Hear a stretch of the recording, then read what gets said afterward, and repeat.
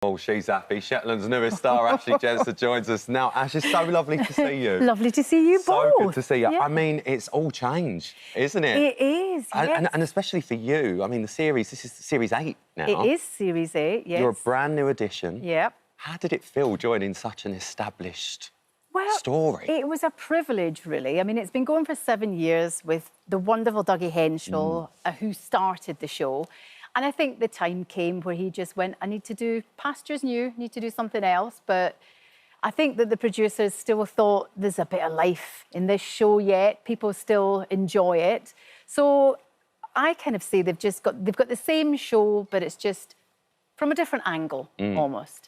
It's a BAFTA award-winning show. Did you feel that pressure when you took on the role? Do you know, I decided not to go down that route because I think it could be quite crippling if you kind of worry about how wonderful it was before you.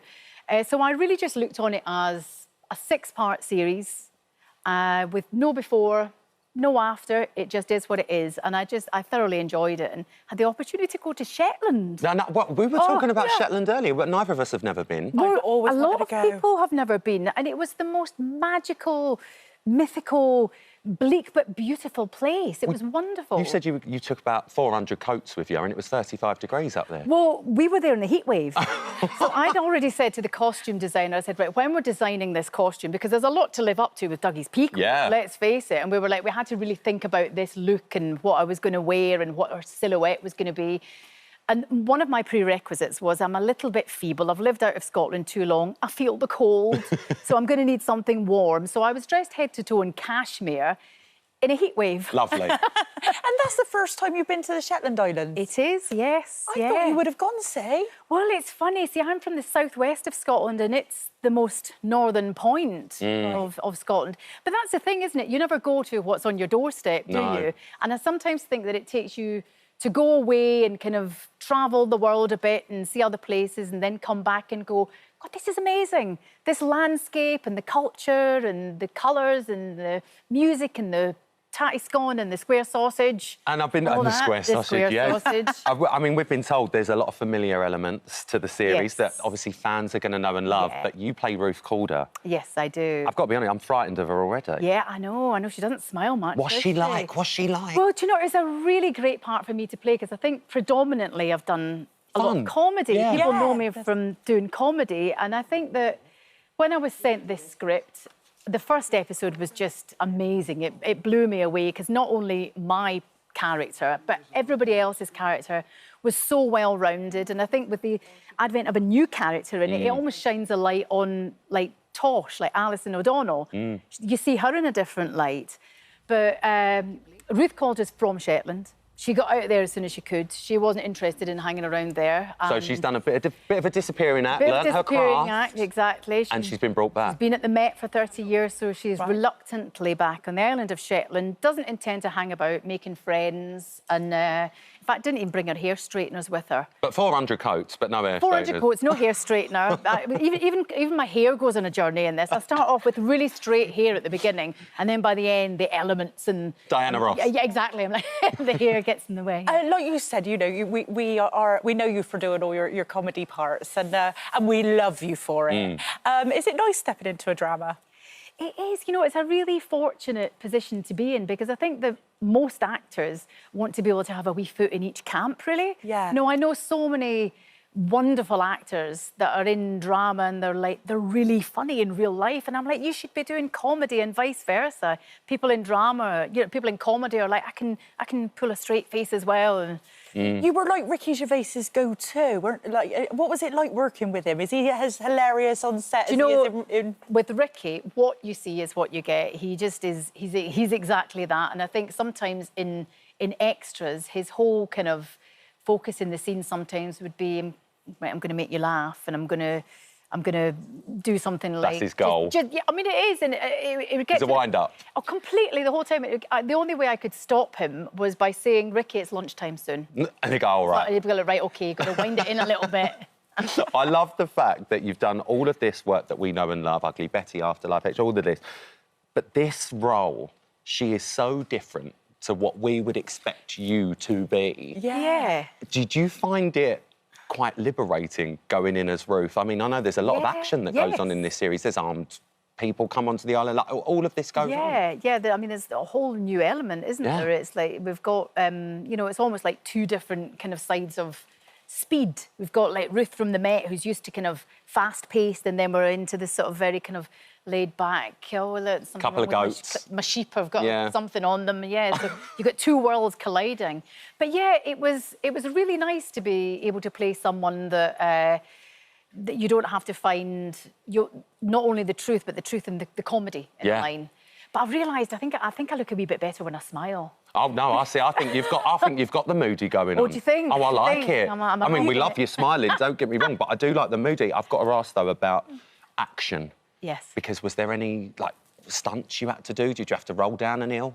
Well, not on this job. I mean, no, I hadn't. But when I did Agatha Raisin, I did quite a lot of my stunts. Well, yeah, that was quite a lot in Agatha Raisin. And I would throw them in, and the production manager would come on set, and he would see me rolling down a hill and doing a pratfall, and he would be like, "We've not got a stunt coordinator." I was like, "Ian, it's fine. I know what I'm doing." And he'd be sitting there going like, "Oh God, don't break your foot! Don't break your foot!" Will we see any of Agatha's lipsticks in this? No heels and no lipstick. I've got a solid shoe in this one. So actually, if you've got a taste for Ruth, then can we expect series 9? Dougie did 7. Well, he did, didn't he? Come on. That's entirely up to if people and the audience watch it and like it. Would you, if it was ever offered, say, oh, you know, come back up to Shetland, we'll do another 6 series, darling? Absolutely. Listen, I've got puffins to see up there and otters and orcas. I didn't see anything. Everyone talked about this wildlife, and every time it went cut and the camera stopped rolling, everybody would literally be going, apparently there's orcas in the sea today. But I never saw anything. You didn't see one? I saw a puffin skeleton. Oh. A puffin skeleton? A wee puffin skeleton, yeah. What, puffin that used to be a puffin? A puffin that used to be a puffin. Oh. They're only that size, you know. They're tiny. Tiny little? I know. Yes, with a funny little kind of sound. They kind of do a kind of like a... Not like that, it's like a pterodactyl. Do you know what? If Shetland don't work out, you could be a puffin impersonator. It really was... I was sold on that. I was sold on that. Ashley, honestly, it's so lovely to have you in the studio. Lovely Good luck with Ruth. I'm sure people are going to love her even just from that clip. And it's always a pleasure to see you. Absolute pleasure, yeah. Thank you. Remember, Shetland starts tonight at 9 p.m. on BBC One.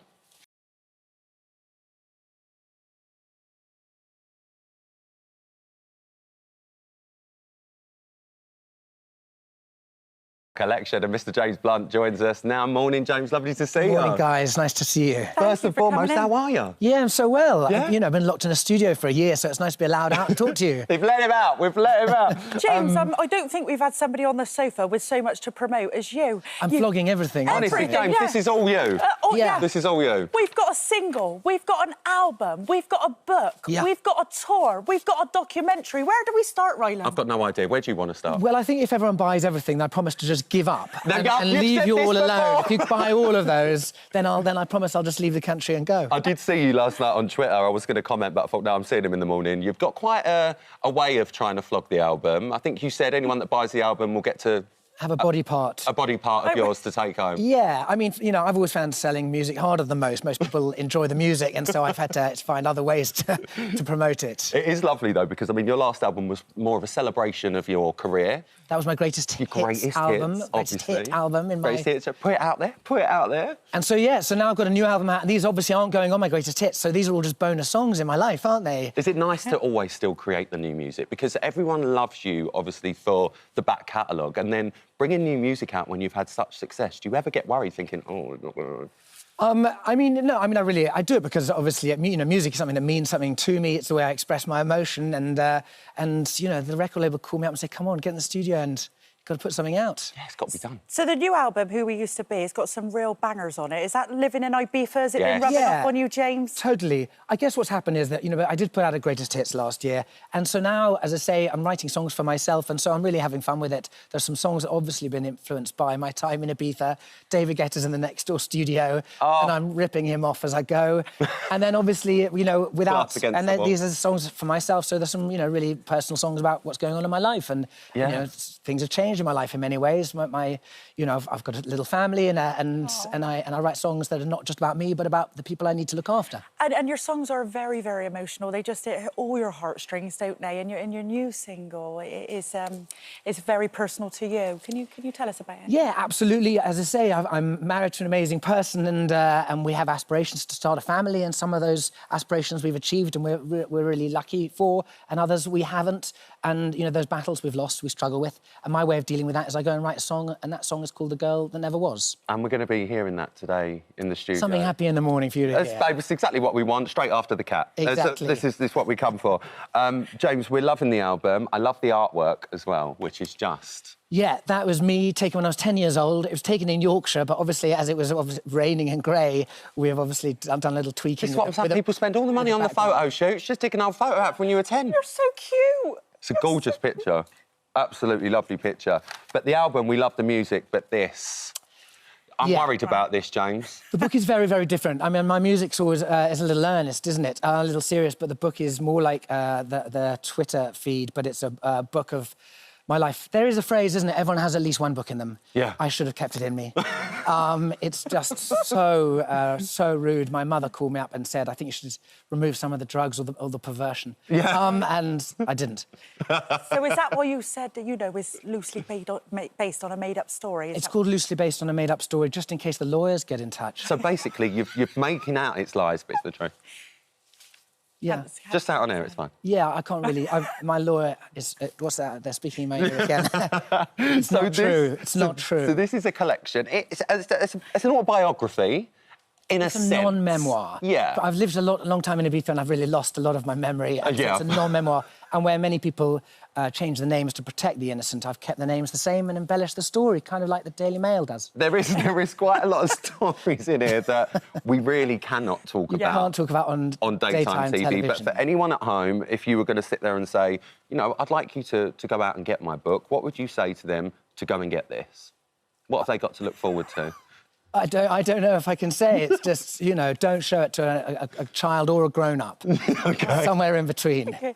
And you've also got a documentary coming up as well. I didn't know that you were in the army. What? You didn't? God, that's all I talk about. Really? Oh, right. He's not banging on about it! I've just been banging on about that for 20 years now. Yeah, Kosovo War. Yeah, no, I look bigger with a gun. I know I'm a small human being to you now, but I look much bigger with a gun.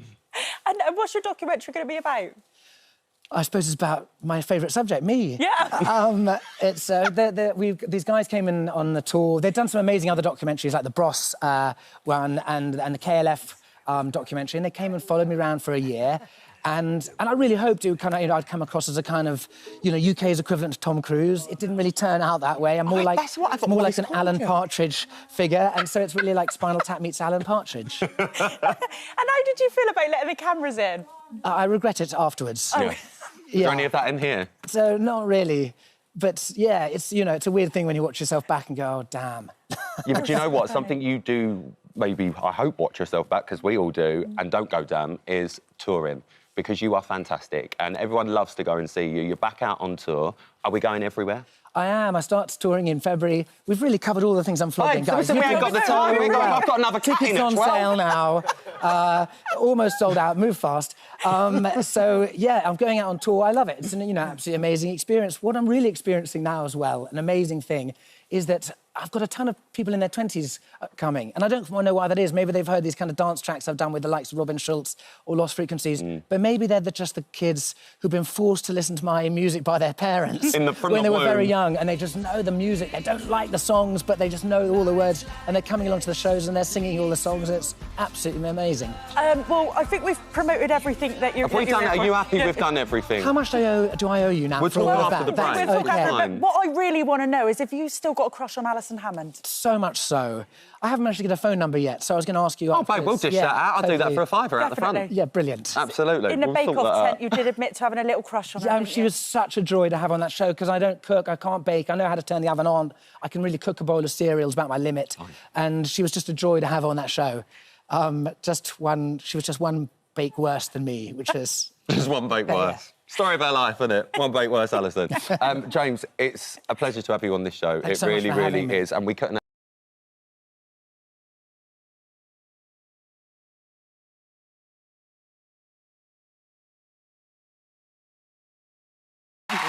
Well, will.i.am joins us now. Happy Halloween. Will, we've got to start with that. Do geese have bumps? No, because people say that all the time. I got goosebumps. But Has anyone checked the geese? Never even seen if the geese have bumps. Can we get a geese, please, or a little ghost for will.i.am? We want to check if it's got some bumps. We're going to find this out by the end of the interview, I promise you.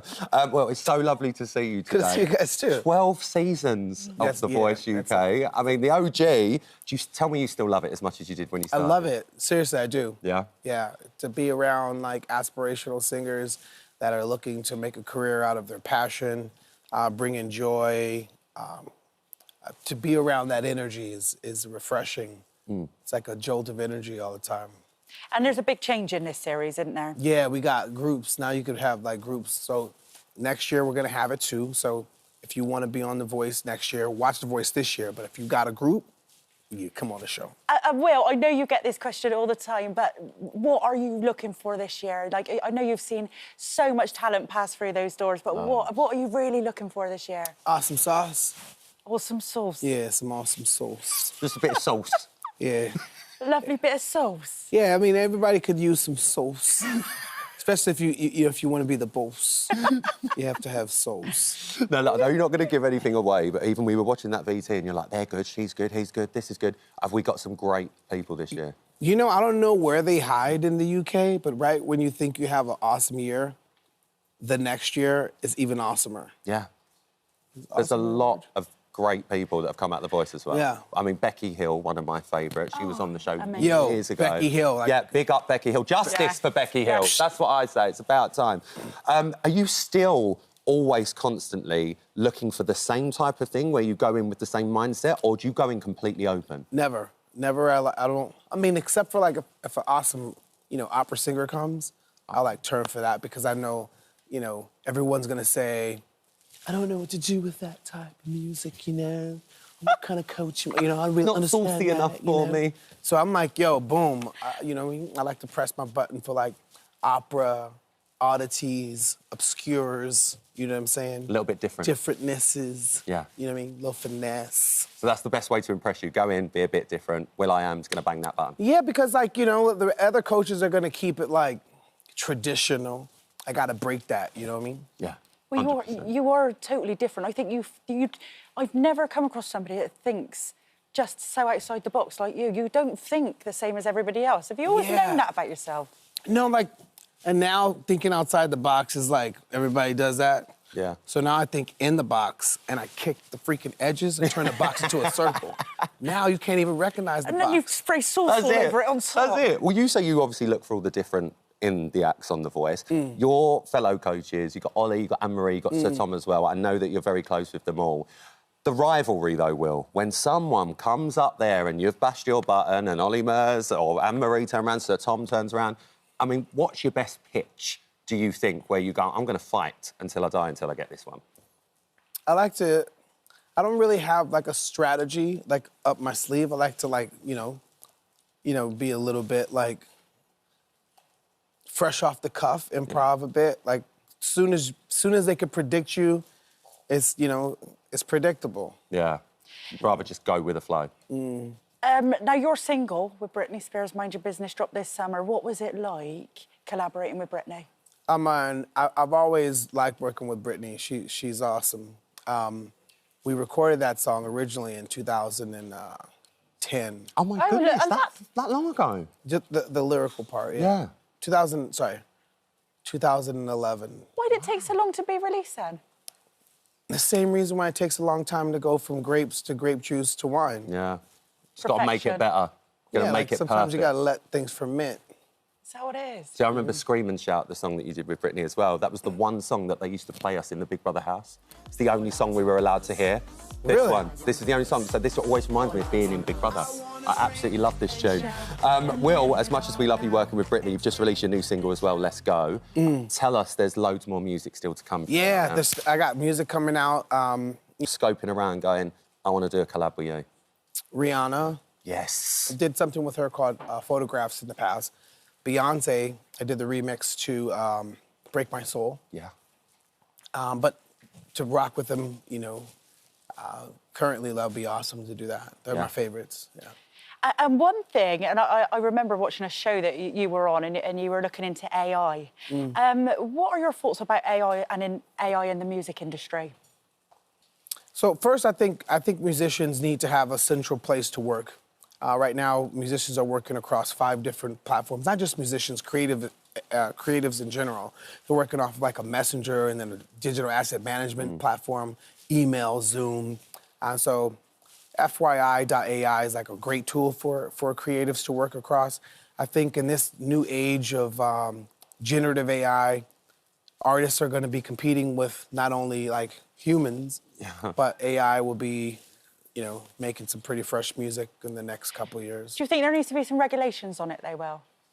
There needs to be regulations that don't stifle innovation, of course, but regulations that protect us across the whole field. Yeah, your identities as well, like the voices that the AI can come up with can sound, we've heard it online where we think it's someone's new single and it's an AI. Yeah, but what about if somebody calls you and you think it's somebody, but it's not? There's a lot. FaceTiming, Zooming.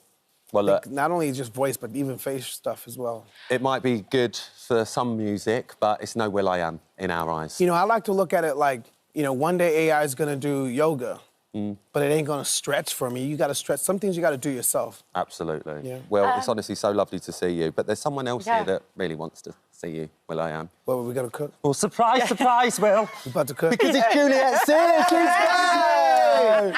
We had to reunite the pair of you. I knew he was about to cook. Yeah. Now, we know, Will, that you've got a very busy day, so you can't stick around for cookery, but we Is this have to get apples? Juliet in. They're awesome sauce apples, applesauce apples. And they're especially vegan. I've created some vegan royal icing for you. So it's vegan chocolate? Plant-based, yeah. Oh, that's awesome. And vegan royal icing made with aquafaba rather than egg whites. Oh, thank you so much. Well, has this really made your year? Say again? Has this made your year? Oh, yeah, of course. Chocolate apples? Chocolate apples. You can't get any better than that, can you? Well, I'll tell you what more you can have is The Voice coming back this Saturday. Yeah. Yes. Make sure you watch it. 8:20, we're going to watch 8:25, it. yeah. We're going to watch it on Saturday. Well, thanks so much for joining us. Thanks, guys. Good luck with the series. Juliet, we'll see you in just a second. Thanks.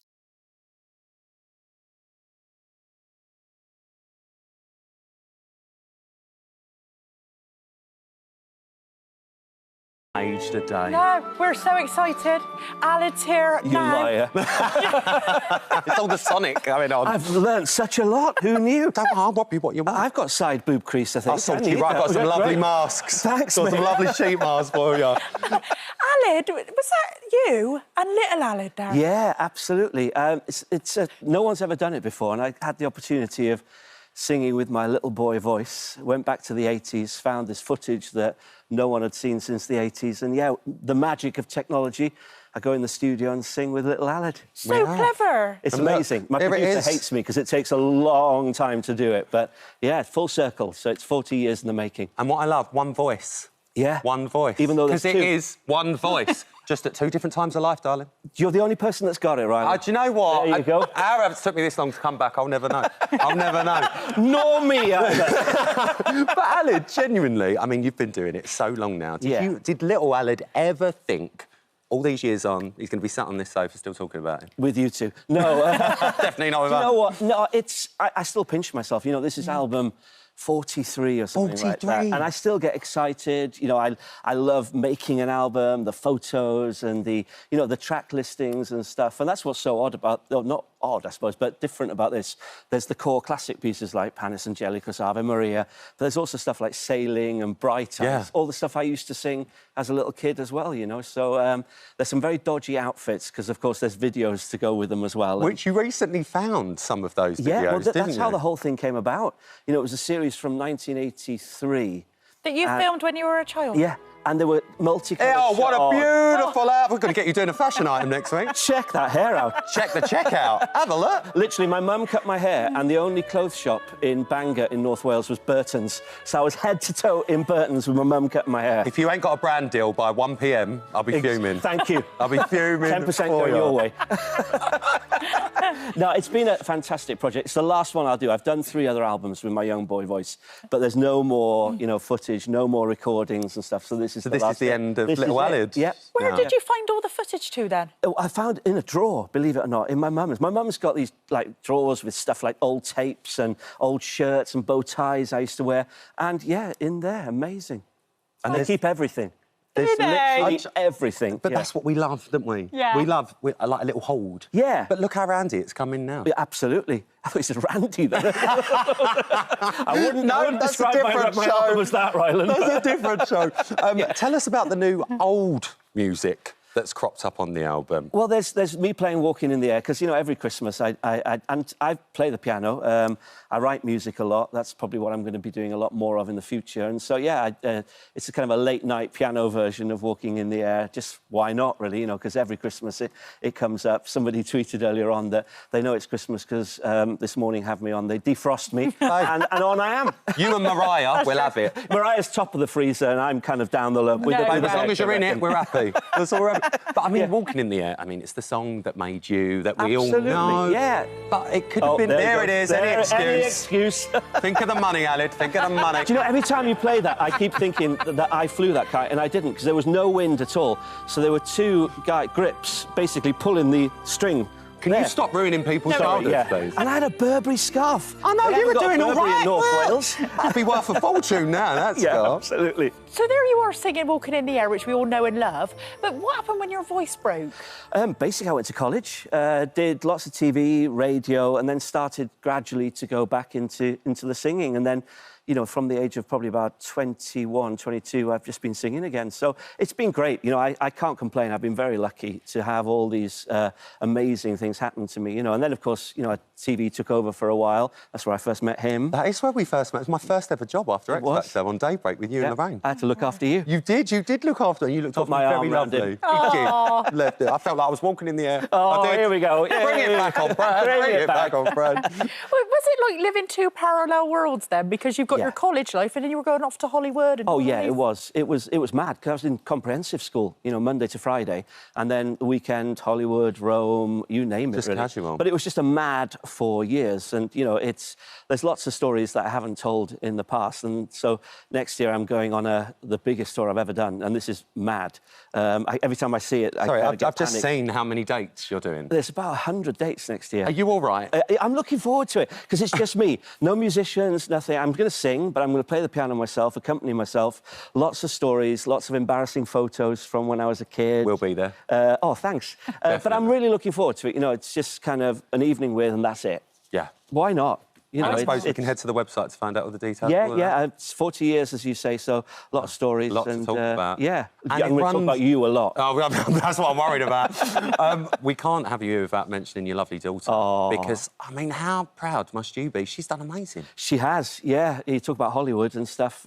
It was crazy, you know, the film that she was in, winning the Oscar. And Coda, wasn't it? Coda, yeah. And she spent 6 months learning sign language, and she's a really hard grafter.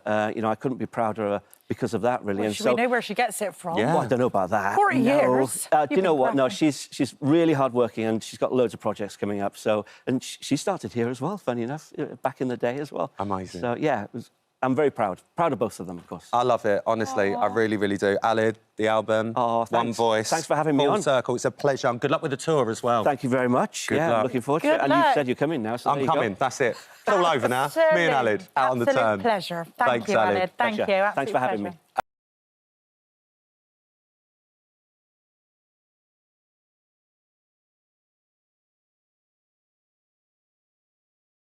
Looks absolutely brilliant, doesn't it? It looks so, so good. Anyway, we are joined by Joel Dommett. Hello. To see you. Oh, it's How are always you? good to see you, you lovely people. Joel, is this basically the last gig you're ever going to be away from home for more than 7 weeks? Because you squeezed it in before the baby came. You're like, It really was. One more job. I know. She was 30 weeks pregnant when I got home, so it was kind of. It was on the cusp. It was. I was I know what you're luckily. I was really holding on. I was like, please don't give birth early, please, please, please, for many reasons. But it was amazing, honestly. Was you a big fan of this show beforehand? Yeah, so I sort of got into it through the Australian version, which is Yeah. available on Amazon. And so I started watching that, and then I started watching clips of the American one. And so when this honestly came into my emails, like, do you want to host it? I was like, oh my, yes. Yes, I'm please. such a massive fan of the show. What's really weird for me now, I've seen in a couple of episodes, is, because I'm a fan of the show, seeing the show with, like, UK accents feels so odd. Yeah. And I'm like, oh, my God, finally it's here. Yeah. Like, I'm excited about it as a fan, you know? Because originally, on the TV in this country, it was only on for, like, 1 or 2 years. Yeah, it's a couple of series, and but it feels like it's really the time for it to come back. Yeah. And I feel like reality has kind of gone in this sort of cyclical motion where it's now, like, really, it's nice to see sort of normal people back on telly again, and Got these Big sort Brother. of Big Brothers back as well. And I feel like there's a real thirst for reality again. It's really exciting. So, I don't want to ask you the same question you've probably been asked 1,000,001 times when doing promo, but for people that haven't watched it or don't remember it, or don't know the US or Australian version, what is the concept? So it's basically, it starts off with 2 tribes who are battling against each other. They have nothing when they arrive. They have absolutely nothing. They have no food, no shelter, no toothbrush. They have no food, nothing. And no fire. Just themselves. They have clothes. They have one set of clothes that they start with. And it's so mad when you see them over the sort of 5 weeks or so when they were there. They're still wearing those same clothes that they were wearing, but they look so different. Must have hated you turning up from the hotel every day. Like, so fresh. Oh, hi, guys. Just like, what, another khaki little outfit I've got on? I wore a lot of khaki and camel. Did you put a bit of aftershave on so they could all... Yeah, just so they could smell it in. And then they fight against each other in these tribes, and then eventually it becomes one tribe, and then they sort of work in themselves to win £100,000 in souls. That picture, in fact, when I got off that boat, right, this is a funny story.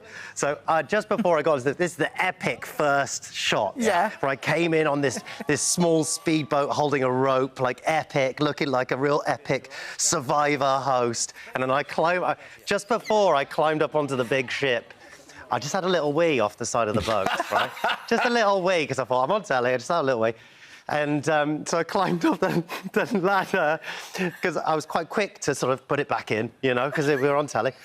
We were in a bit of a rush. I get up the ladder, and I'm like, welcome to Survivor, not knowing I've got a little wet patch going on. Camel trousers, nightmare with the camel trouser. And we don't see it, though, do we? Do we see it? I had to reshoot that little bit of me coming up on the boat and going, welcome, everyone.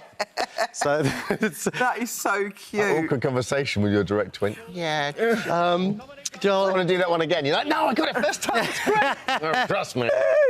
So it's great. It really feels different for me. Did you present differently on this? Because obviously you've got the slick Saturday night, you know, mass singer Joel. Yes. What sort of Joel is in this show? I realised I had to sort of change it slightly because, you know, Masked Singer is very different. It's sort of shiny floors, sort of upbeat, energetic. It's a party, isn't it? It's a real party, yeah, exactly that. And so it has to be slightly different. When you're around sort of 18 people who are sleep deprived and they've been sleeping on a beach, you can't be like, what's up, everybody? Welcome. You got to, like, bring it down a notch. Yeah, and, I'm trying to just sort of chill it out a bit. Yeah. Hopefully it's fun for viewers to see sort of a different side of me. It's like before Christmas, and I'm, you know, wearing my camel and my khaki, and you know, just grew my beard out a little bit, tried to get and then after Christmas I'm in these shiny suits stood next to an octopus or whatever. You know, it's fun. What are the challenges like? Like, how would they compare to I'm a Celeb? They are so epic. Like, they're so huge. Like, honestly, I'm not even biased, but you'd get to the sort of the set wherever they would be filming it on these epic locations, and they were mammoth. Some of them were just, you couldn't believe that they could even get the stuff there to be able to make it. They were huge. And the things we put them through is absolutely incredible. And some of them are really sort of quick ones, and then they're really strength-based, and some of them last for ages. These sort of famous things on Survivor called endurance challenges, which go on for a really long time, this one being a perfect example. And they're really tough. In terms of difference to I'm a Celeb, I mean, you know, I've seen both sides of those things, but it's the I'm a Celeb stuff is much more sort of bug-based, and so they just sort of put you in a thing and then they throw loads of stuff in, kind of thing, which is exactly, and it being celebrities is very Do you think different. you'd struggle with this show, then?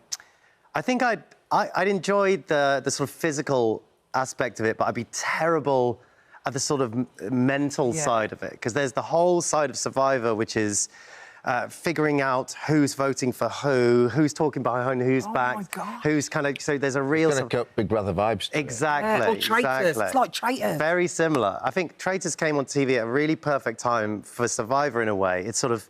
I feel like Traitors sort of lubed everyone up and we're ready to shoot in. It's mad, isn't it? So how Really is glad you used fatherhood? that analogy. Sorry, that was a terrible metaphor. We've got to ask about fatherhood, because obviously, that time we were on here was with me and Holly. We were doing nappy changing. How's it worked out? I am so good at nappies now. We need a rematch. Honestly, I love it. You were literally terrible in it. I'd never done a nappy before in my life. That was the first time I'd done a nappy. First time. I'm now so good at it. I'm good at nappies, I'm good at sanitising, good at burping. Those are my jobs. There's nothing better when you're burping a 5-week-old baby, just doing this for about sort of half an hour, and you're like, one day it's going to happen, and then you just go burp, and you're like, come on! Yes! Why were you blindfolded in that clip, Al? It was just because we obviously have changed a nappy before, me and Ollie. A long time ago, though. But he had never changed a nappy before, so we were blindfolded Once to you give get him an into advantage. it, you really get in the zone, don't you? I really enjoyed it. I really enjoy it. And, like, because it feels like sort of a Formula One pit stop. Yeah. You're just, like, trying to do it as quick as possible, and then sometimes you change it, and then more comes out. You're like, oh, God. And it's like, oh, and then more comes out. The perfect one. It's all the envelope. Yes. And you're like... It's absolutely smashes. I used to work at McDonald's. It's very similar to the McFlurry machine sometimes, and it's like more comes out. It's very fun. Good luck, man. Survivor launches on Saturday, 28th of October on BBC One, and the iPlayer will air Saturday and Sunday nights. Best of luck with it. I love you both. Thank you so much for having me. Back at you, mate. Absolutely.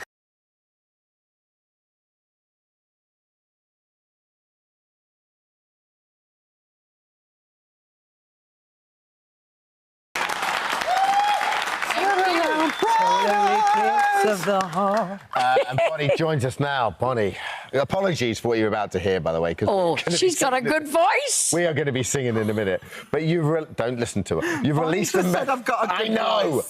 There'll be no living with her now. So the memoir. Oh, yes.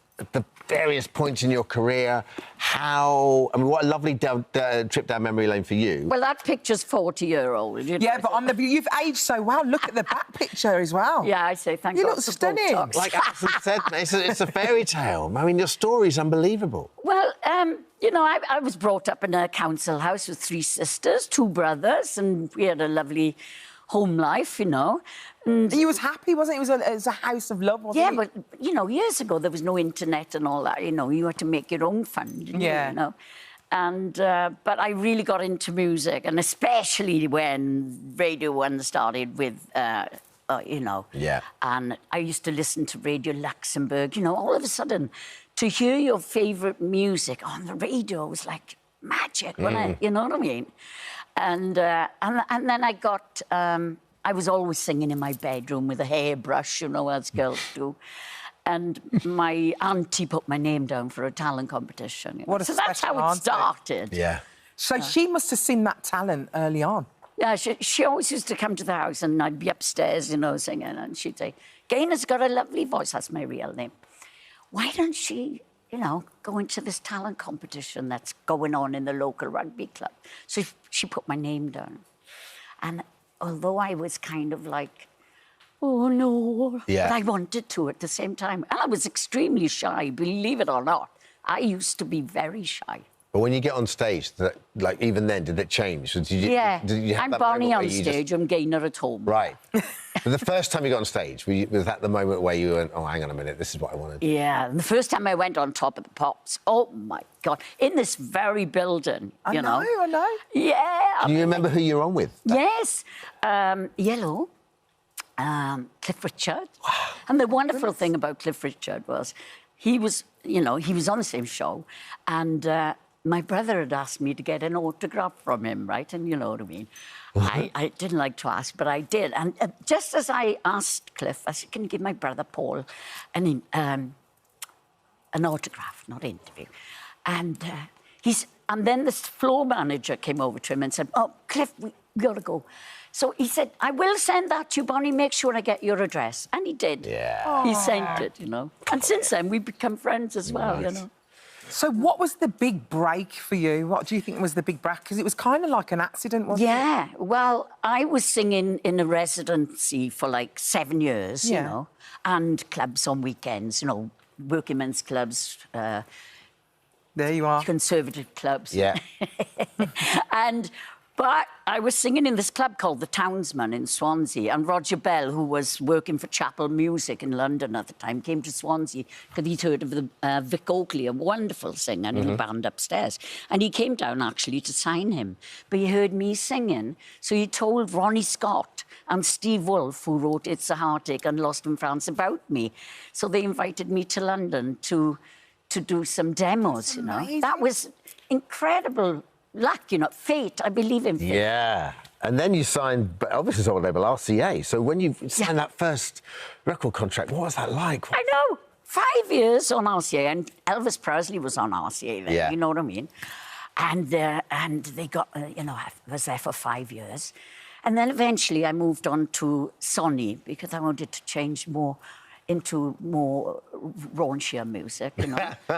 And I really wanted to work with whoever Meatloaf was working with, you know, and the head of the A&R at Sony said, Bonnie, come on, get a life. This is never going to happen. This is Jim Steinman. The great Jim Steinman. I said, listen, I know I can do that, you know, just ask him, you know. And they said, don't hold your breath, you know, it's never going to happen. I said, well, at least ask him. 3 weeks later, we'd invited David Aspton, my manager then, and I were invited to New York, and I had a meeting with Jim. That was weird. He put on a row of M&M sweets. Like a little Hansel and Gretel trail. A bit like E.T. was in the cinema at the moment. Right. Remember? Yeah. And the M&Ms. And anyway, so we got into the building, you know, eventually after all the security checks. You can imagine, you know, it was penthouse overlooking Central Park. And when we eventually got in the lift, we got out of the lift and there's this row of M&M sweets. I'm like, what the hell is that? And it led to Jim's door. It's all in my book. Oh, there was something that I read in the book was the fact that, I can't believe this, Whitney Houston asked you for an autograph. I know, but she was only a young girl then. So this was before she was, like, massively famous? Absolutely, so yeah. How did you get in touch? Well, I was in another competition in Japan, in the World Yamaha Song Festival. Yeah. And I think there was 32 countries that were taking part. And then they cut it down to 16, you know. I was in the 16. And then I couldn't believe it when they called my name out. I won it. But Cissy Houston, Whitney's mum, was singing as well. And she came second. I couldn't believe it. Yeah. And anyway, so that's when Whitney, who was a young, beautiful girl then, about 14 or something, she asked, could I have your autograph, please? I can't believe it, you know, and she went on to be this mega, incredible singer. Hey, I bet Bonnie, she still had that little autograph. Bonnie, when you, so, you know, talk about Jim Steinman, when you heard Total Eclipse of the Heart, obviously you've done so many songs and you've got such a great body of work, but when you heard that for the first time, did you know it was going to be this banger that's just endured? Well, David and I just looked at each other and thought, oh, God, this song. The only thing is, were people like you going to play it? Because it was nearly 8 minutes long. Yeah. So Jim had to edit it down to like 4 minutes 50, broke his heart to do that.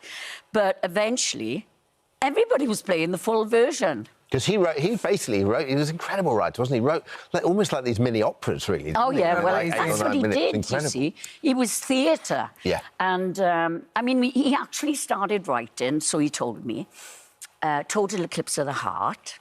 Meatloaf was gutted he didn't have that song, by the way.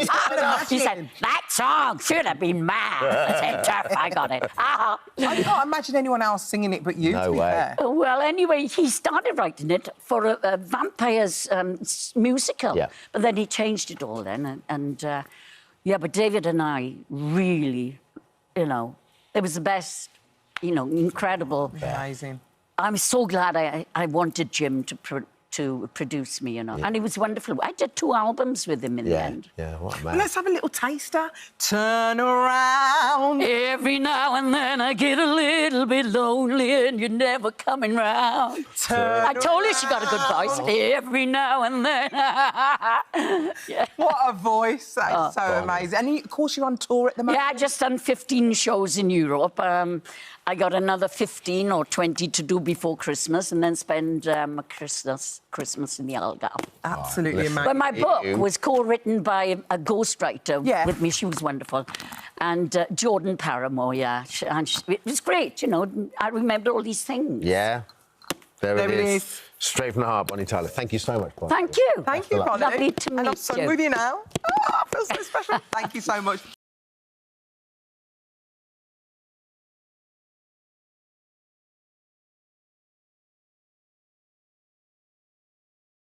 Now, he's a super vet who spent 3 decades saving the lives of animals with incredible innovative methods. But for his new project, Noel Fitzpatrick has put down the scalpel and picked up the pen with a moving tribute to one of his 4-legged friends. Morning, Noel. Well, here it is, Kira and me. It's amazing to see it.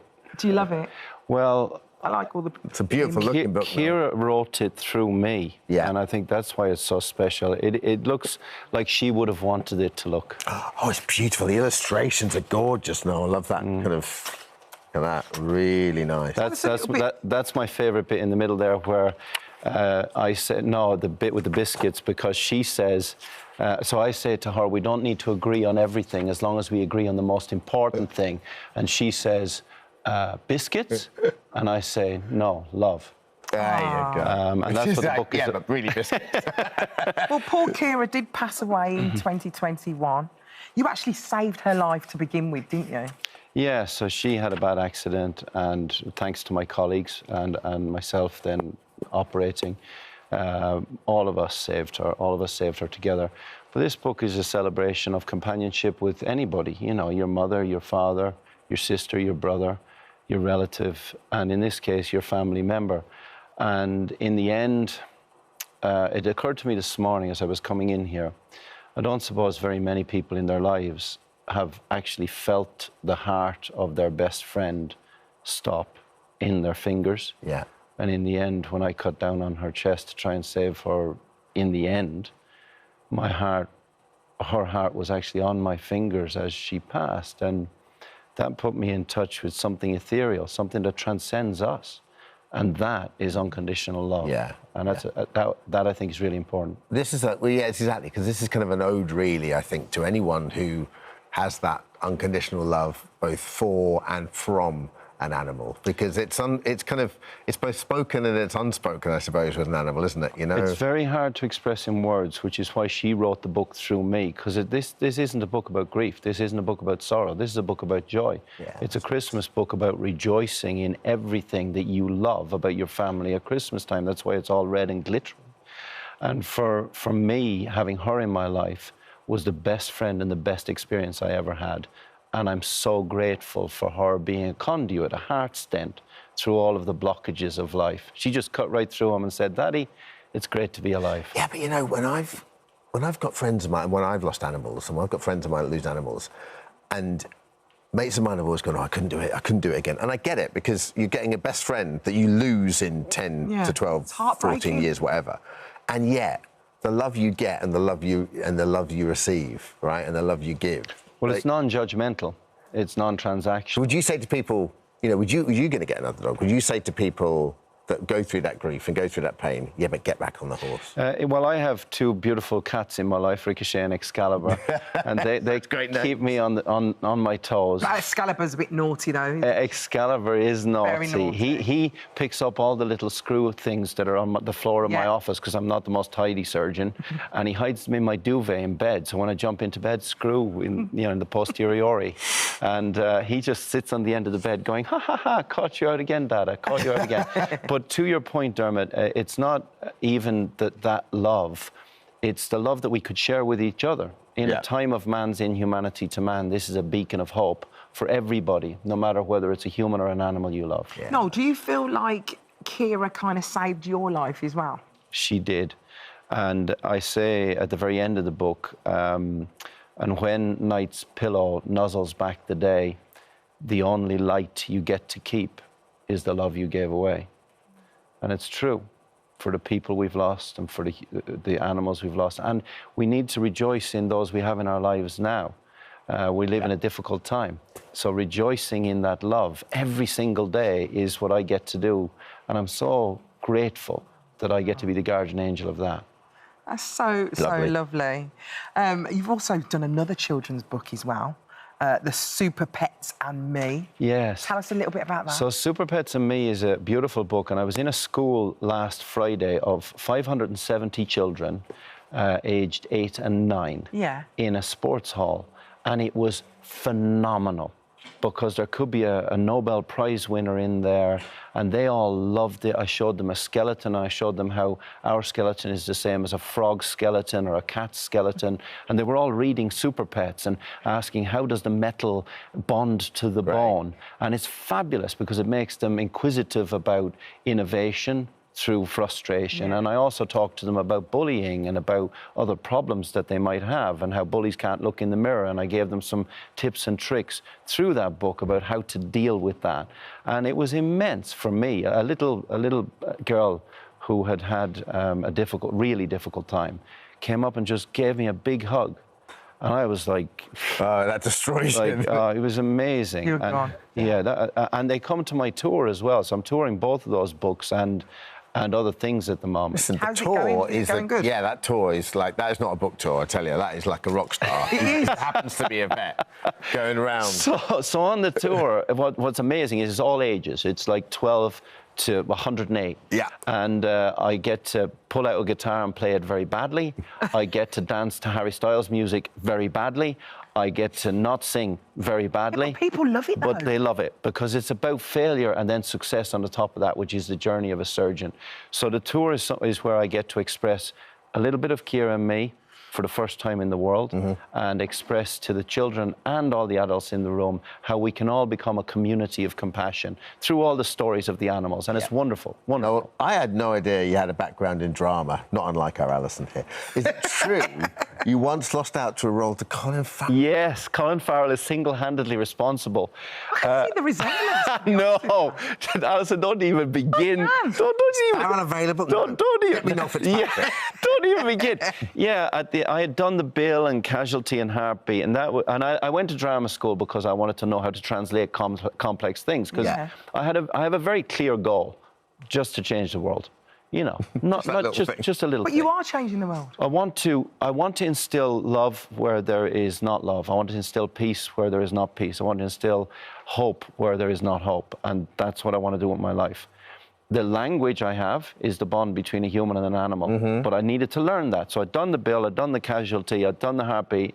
I was on Casualty one night as an actor opposite Imogen Stubbs, and the following night as a vet, and my swan died. And the people complained you had an actor killing a swan. And it was actually a vet pretending to be an actor on the previous night in Casualty. But then I went for my very last role when I realised it wasn't destined to be an actor. And that was me and Colin Farrell for Ballykiss Angel. I can't believe it. And I lost out to a better man. And that's why all successes stand on the shoulders of failure. Have you ever told Colin Farrell that story? I have, and he laughed his head off. Yeah, he laughed his head off. And I said, well, I bet you've never performed in Scunthorpe. And I do this week. Fantastic. You're incredible. Thank you, mate. Absolutely As amazing. always. Don't know where you get the time, literally. He doesn't even sleep, this guy. I know. Noel's new book, Ciara and Me, is out today. Best. Thank you so much, guys. Thank you. Thank you.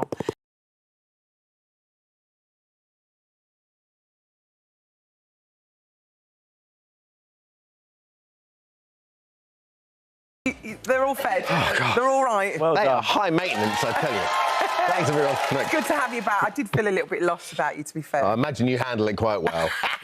Anton was ready to jump in. I bet he was. Oh, yeah. If you only had a slightly larger earpiece, I'd have been there. Well, listen, guys.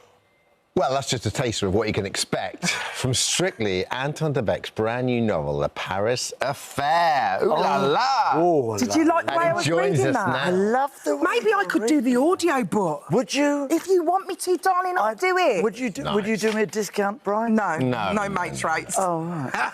Sorry, sweetheart. No pay, no play, baby. No. Well, there it is. How many is There's this, the book. Anton? There it is. Sixth. This is the sixth in this continuing saga. Although I say it's a continuing saga, take my bins off, but it is. They are standalone novels. If you haven't read any others, you can go straight into. So you don't have to read. No, you don't have to read them all. But the joy of it being a continuing saga for me is that I can just develop the characters. I don't have to think of sort of a whole new situation because I love it so much. And it would have been terribly sad for it to have ended after the first novel and go on to do something else. So the joy of it is being able to develop. And we're at a point now, we're in 1941, and Raymond's gone off to Africa to fight in the war. But we can revisit his sort of backstory a little bit. And this takes us into Paris during the 20s. And there's a chap that comes into the story, and we have to wait and see and decide whether he's a goodie or a baddie. But he's an old chum of Raymond's from back in the 20s. Well, I think the reason why it does so well, Anton, is because Raymond is so similar to a certain someone not too far from where I'm sitting. Not Dermot. No, you, darling. Oh, very similar to you. And I think that's the reason why you are a Sunday Times bestseller author now. And I think that's the reason, because we feel like he is you. Did you know that? No, I didn't know that. Yes. But they do say write about what you know. And all the characters in the books, they've always been people I've either met bits of them and bits of that, and people I've heard wonderful stories about. My old teachers used to be great raconteurs and tell me lovely stories about the people that they used to dance with and have lessons from. Old guys, I mean, from the 30s and 40s, wonderful characters. They just conjure up these wonderful images in your mind. And so all of that goes into the melting pot of the story. And then I love things like Agatha Christie and Hercule Poirot, and I love the way they dress and all the settings and London at that time, and just all of this stuff. All your influences go into these characters and the settings. Would that have been your ideal time to be alive? I would love to have been around in the 20s to have seen the early part of the last century, coming out of the Victorian era and coming into the new century, and then before you know it, we're into the First World War, and then coming out of that and thinking that was the war to end all wars, and yet it was only an amnesty, and before you knew it, we were into the Second World War. But that time between the wars is a fascinating time. So much changed. I mean, the Roaring *20s, things like the Charleston and the glamour. I was going to ask, in terms of dance, was it an unbelievably incredible? Because the time? music, of course, music changed. Jazz came into our lives from America. People danced in a sort of hedonistic way. During the First World War, people would do things like the foxtrot because it was a walking dance. The foxtrot is based on walking, as you know. Yeah. And it was just a walking dance. So we would, because we weren't sure if we'd be back next week from out there. So we didn't want to have to start learning step forward side together, back side together. The waltz is the oldest dance from the Viennese waltz, but the foxtrot was always the dance that people danced. That you could do with anybody. You could do with anybody. You could take somebody up and you would walk and dance together. And that's so fascinating, isn't it? And then the quick step was born out of the foxtrot because of the influence of jazz and the speed of the music. So a lot of foxtrot music, as we would know it in that time signature, played quicker. It's the same song, but it's just in a much quicker tempo. So the quick step was born, and from the influences of things like the Charleston, etc. So all of these influences, that's a great thing about sort of ballroom dancing, if you like, is that it was born out of life and society. Yeah. And what happened with everything. And the frocks and the suits. Sort and of the social history through art, This is the most interesting conversation I've ever had with you, Well, I have to. It's amazing what you'll get with a sausage roll. But how did you find the writing process? I love it. Does it come to you straight away? Yeah, I mean, I'm not one of these people. If you put me in a shed at the end of the garden... I don't know. That's a lot of words. It's like many 500. words. This is a 500-pager. This is a big one, yeah. It's a dictaphone thing. What do you do? This is I have somebody doing this, and I'm narrating the story. For Oh, them. wow. I'm sort of doing the book in audiobook. And then you're like, no, not that, no. And my sort of mantra is, if it makes no sense, tell me. So we sort of edit. Or if I repeat myself, Say, said that. That's a really unusual way of working. I don't know, actually. So would you then... You'd have a chapter plan sorted in your head. I have an overall plan. Yeah. So classically, it's like choreography, really. My big stumble is always a beginning. This is always the bit that takes sort of the most amount of time for me, is trying to get the beginning right. And how are we going to enter into... Because I want people to go like that, open the pages, and sort of step into it. And then find themselves, a bit like Mr. Ben. In this world. And then here we are, and I'm off and running. Yeah. And there's the novel out in front of it. But now I'm living it. I'm not just reading it, I'm part of it. Yeah. I want to immerse. There's nothing better than being immersed into a story that keeps you going like this. That classic, I mean, you've heard all these things. I'm going to put it down, but you can't put it down. Yeah. Suddenly it's 2 o'clock in the morning. It's still, and I'm going... And I want you to be part of the book, because I want you to feel like you can live it. That's the perfect combination for me. And you can only do that if you live the characters yourself. There's one thing that I can't put down at the moment. Strictly Come Dancing. Oh, nice. Isn't it? The turns, the ups, the downs. You as a judge, you're amazing. Thank you. Do you miss not dancing? Sometimes. But then you're always dancing with Shirley on the grams. Shirley and I are always having a... We don't do too much. We don't want to exhaust ourselves. Yeah. But we do enough. And it's lovely, actually, because Just we'll keep do your something. toes in it. You know how it is. It's good for Shirley. Shirley appreciates it, you know. It's good for the grams. It's good. But it's lovely. I love it because... And dancing with Shirley, of course. Oof, have some of that. I love it. But yeah, it's been a great series. How are you finding it? How are you finding... Loving it. It's up and down. People are having good weeks. People are having not so good weeks. And I think that's the real magic of the show, that we don't have an overall sort of winner every week. We have people up and down and up and down. And Eddie was so good. He went this week. He had a 10 from Shirley, but He last was week, the week so before... good. And then Amanda, I couldn't believe she's leaving as well. Yes. I was so sad. That's terribly sad, because she's terrific. Could have made it all the way to the final. I thought she was very, very Look strong. at that posture. Look at her. Such a shame. It's Maybe she could do it amazing. another year, I don't know. Maybe she should come back. Anton, do you find the hardest thing is not mentoring the contestant? Because most of the dancers are also mentors at the same time, right? Because they're helping these people like through the process of learning and teaching them and all of that, right?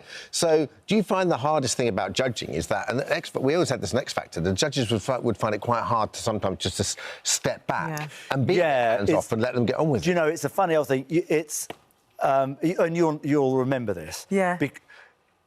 Any amount of praise is so uplifting. Yeah. Isn't it? Just even the smallest amount, you hang on to that. Yeah, absolutely. So if I'm walking down a corridor and I see somebody and go, "You were amazing last week," or if it's after the show, I go, "You were amazing this week," they go, you take because I want to. But if somebody sees that, and I haven't said it to them, it could seem like favouritism. Yeah, that's true. Which you've got to be isn't careful. So I try to, and this is the thing that not upsets me, is the saddest thing of all, is I can't get involved with anybody, so I have to stay away. Such so a shame. we're up on the 3rd floor, the judges, Yeah. away from everybody, and everyone does their thing, and then we come down and do the show. That's the hard bit. We'd love to be in amongst it and go, keep going, you're doing great, because that's all it needs. And people go, do you think? Oh, yeah. I go, all right, I'm off. Brilliant. But you can't, you see, because you've...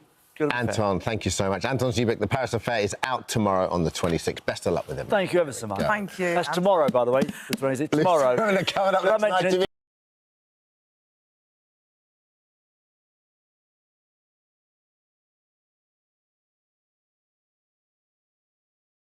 Come on. But with so much fame and success, who was the man behind the movies and the music? We were joined by his longtime friend, Cherry Shilling, to find out. Cherry, what a privilege and a treat to meet you. Thanks for having me. We're so excited to have you on. Thank you. Morning. It's Good lovely to morning. have you. Yeah. Cherry, go back. When did you first meet Elvis? How old were you and where was it? I was 12 years old, living in North Memphis, and they had played the record the first time the night before. And it was basically a rhythm and blues station. And so Dewey Phillips said, "This is a boy from Humes High," which racially said he wasn't black because he was doing blues. I mean, he was doing rhythm and blues. And I'd been listening to rhythm and blues since I was 10. So I don't know. Then they came down, did an interview because the lights kept coming up wanting, Dewey to play it more. And Elvis does an interview. He doesn't know he's doing the interview. He's waiting for Dewey to start, but Dewey knew he was so nervous. And I was a big James Dean fan. And Elvis had that rebel kind of James Dean, and I being a good little Catholic boy, I'd go to bed and I'd go, Elvis, I mean, God, the neighborhood's not that big. I'd like to meet this guy from Hume's High. Because my mother had gone to Hume's High. Yeah. I had cousins there in the same grade with Elvis. Yeah. I go to the park the next day in Memphis, very poor neighborhood. And there was like 5 older guys. And they didn't have, Elvis was so unpopular, they didn't have enough people to get a football game. So one of the guys said, knew my older brother, said, Jerry, you want to play with us? And I go, God, Red West's a big football player. I said, yeah. And we go into the huddle, and I realized my quarterback was Elvis Presley. How amazing. So you was a fan of Elvis before he was really I'm an original famous. fan. Yeah, before he had a hit record. Oh, that's amazing. Yeah. And I know the Inner Circle was kind of called the Memphis Mafia. Yeah. And you was in that. What was it like to be part of... Like, you're there, you're experiencing what he's experiencing. What was that like to be part of the group? I mean, he took me on a great ride. But, you know, we would go into Vegas before he was performing there. He loved other artists. He liked to see shows. So we'd go in a limousine. We'd have... Which one are you? Black. Where are you in this picture? So this is me. Oh, okay, you are. I always learned to stand right behind Elvis. They'll never edit you out. Yeah, this is... Two guys are like, you go in the end. That's Red West that I was talking about. And his father and up there. And... his dad. Yeah, so, gosh, yeah, that brings back a lot of memories. What was it like when he first became famous and you were his friend? Did he have, like, did you know he had it to start with? And did the level of fame surprise him? Was he surprised by how big he got? I think so, for sure. And it was, you know, it was so different. You know, we know the process nowadays of rock stars and how people develop and all that. There were no blueprints at that point, so we didn't know what was happening. So Elvis, the people that he knew before, in general, high school, me, whatever, he wanted to surround himself with people he trusted. Yeah. And so we went through that, and it was we forget, you know, everybody loves Elvis now, thank God and thank Elvis, but a lot of people didn't, you know. Because he was the rebel and because he was so risque. And... Yes, and nobody was used to it. Parents were afraid of him, politicians were saying, we're not going to have him. Amazing. And he never rebutted. He just did his music, did what he did, and the world came to love him. Yeah. He was very loyal, though, as a friend, wasn't he? Was he quite a generous man to you all as well? Well... You know, I lived at Graceland for 10 years. Did you? And Did you have to pay a bit of rent? No. Very generous. Yeah. And you literally let you stay there for free? And the home 10 years? Yeah. So, and the home I live in today, he bought me in '74. Oh, my God. I'm the only person outside of his immediate family he bought a home for. Wow. And it's in California. I laughingly call it Graceland West. But you never called it Graceland, though, did you? No, the house. Did you call it the house? When we were, Elvis bought it in '57, and you know, we played football, and he would say, "Yeah, that's great." He's so handsome, isn't he? Beautiful. So handsome. And come out to the house tonight. Yeah, we never called it Grace. Joey, what was it like to go through the ups and downs and when his health wasn't that good? And I mean, it must have been heartbreaking as a friend, like an old friend, to see, you know, see him for. But then the '68 comeback special was like, you know, that definitive concert. We just saw a bit of it there. That must have been so uplifting, the highs and the lows. You know, that's a great question. And we did go through highs and lows. We laughed, we had fun, and we cried, and we hugged. All of us guys, not just me. But, you know, I think the lows, my friend was a genius.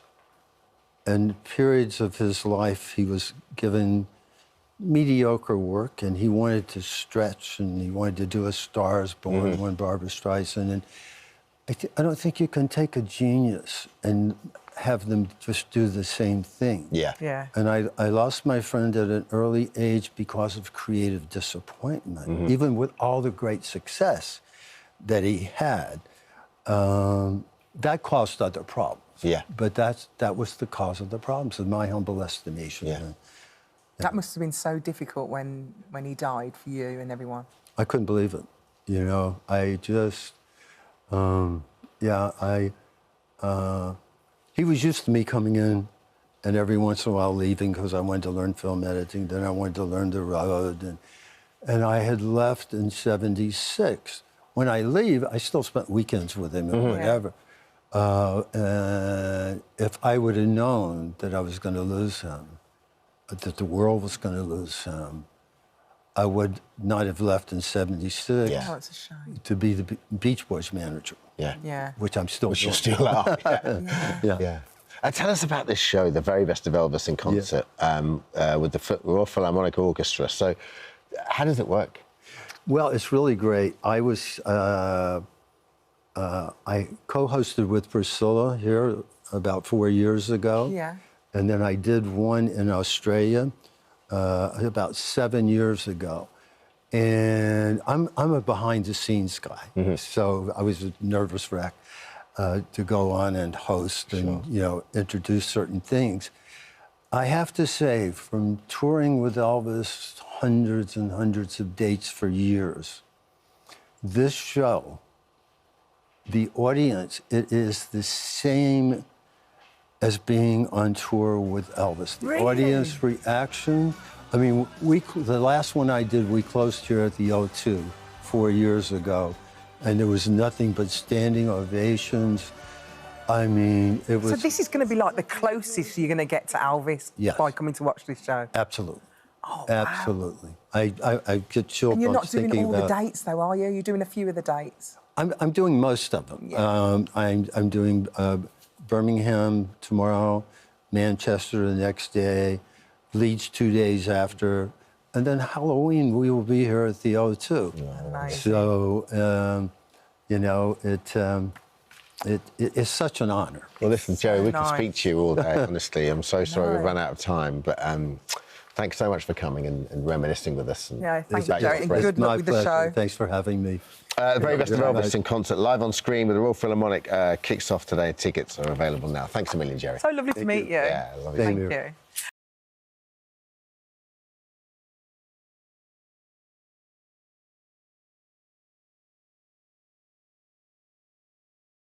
And Rick Astley joins us now. It's so good to have you on the show, back on the sofa. Nice to be on the couch. Oh, how does it make you feel watching that? I mean, that's 36 years ago. Yeah, I sweat a little, if I'm honest. I do, because it's like looking at school photographs or something, or you know what I mean? Still looking good, though. Well, you're a lovely woman. You've still got it. You're a lovely woman. Lovely woman.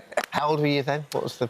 12. No, I was 21 when Never Gonna Give Up came out. So yeah, I recorded it when I was 20. Quite a lot to get your head around, a 21-year-old, isn't it? I know, and also because that first song just kind of took off everywhere. I didn't really get a chance to take anything in. It was just doing its own thing, and I was chasing it around the world, you know. So. Well, that song has actually been re-recorded. Indeed. For what reasons are we re-recording Well, this? I'm doing a campaign with Specsavers, and but it's not about specs, it's about hearing. And they got in touch and said, look, we want to make people aware of how that's all changed and the thing, and take away some of the stigma from wearing hearing aids. Some of my friends have hearing aids, and I kind of think we're in a new world where no one thinks twice about wearing glasses, as if that's a stigma thing. But, you know, you remember the old, when you were at school and you got the glasses that you were given at school, and it was all a bit. So I think they just want to move that forward.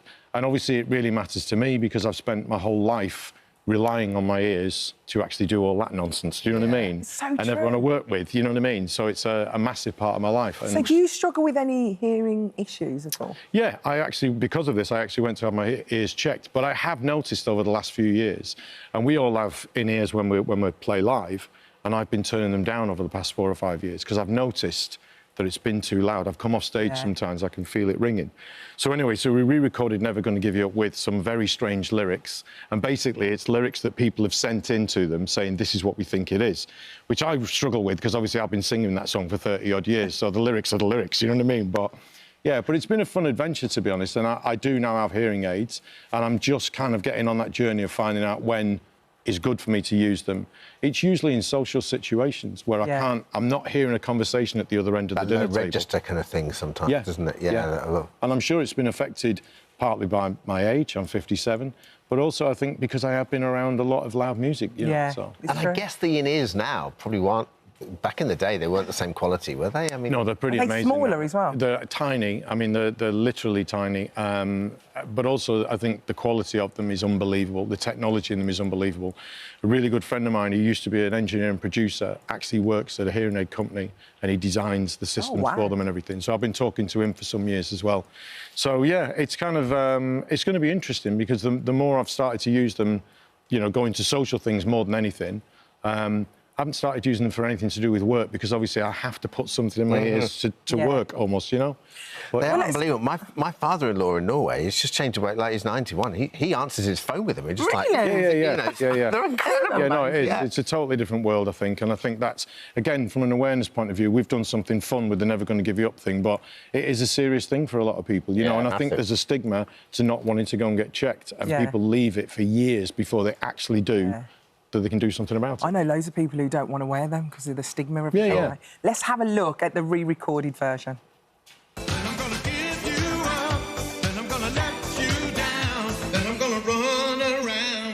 Dessert spoons, I've broken mittens while I'm thinking of you. Wouldn't get this from any other guy. Known each other for so long. Your aunt's been naked, but you're too shy to sing. You're brilliant. Yeah, that's my favourite one, that, to be honest. Well, listen, the trick, I'll just watch half an hour of that. Me too. We could do it with all your songs. Peter Kay used to do it when I went out and opened up for Peter some years ago, and he used to do the thing. It's hilarious, man. It's just so funny. Listen, we have to talk Glastonbury because you were. I mean, you literally, you own Glastonbury. It was just like... Thank you. You're the act that stole Glastonbury. You were so good. Thank you. I had a great time. It was absolutely amazing. It couldn't have gone any better. I think sometimes you get luck on your side and just everything works out. We had a terrifying moment just before I went on where my in-ear pack wouldn't work. And like 4 minutes before, I'm thinking, OK, this is, you know... And also, we went out at 11:30 to look at the audience, and there wasn't one.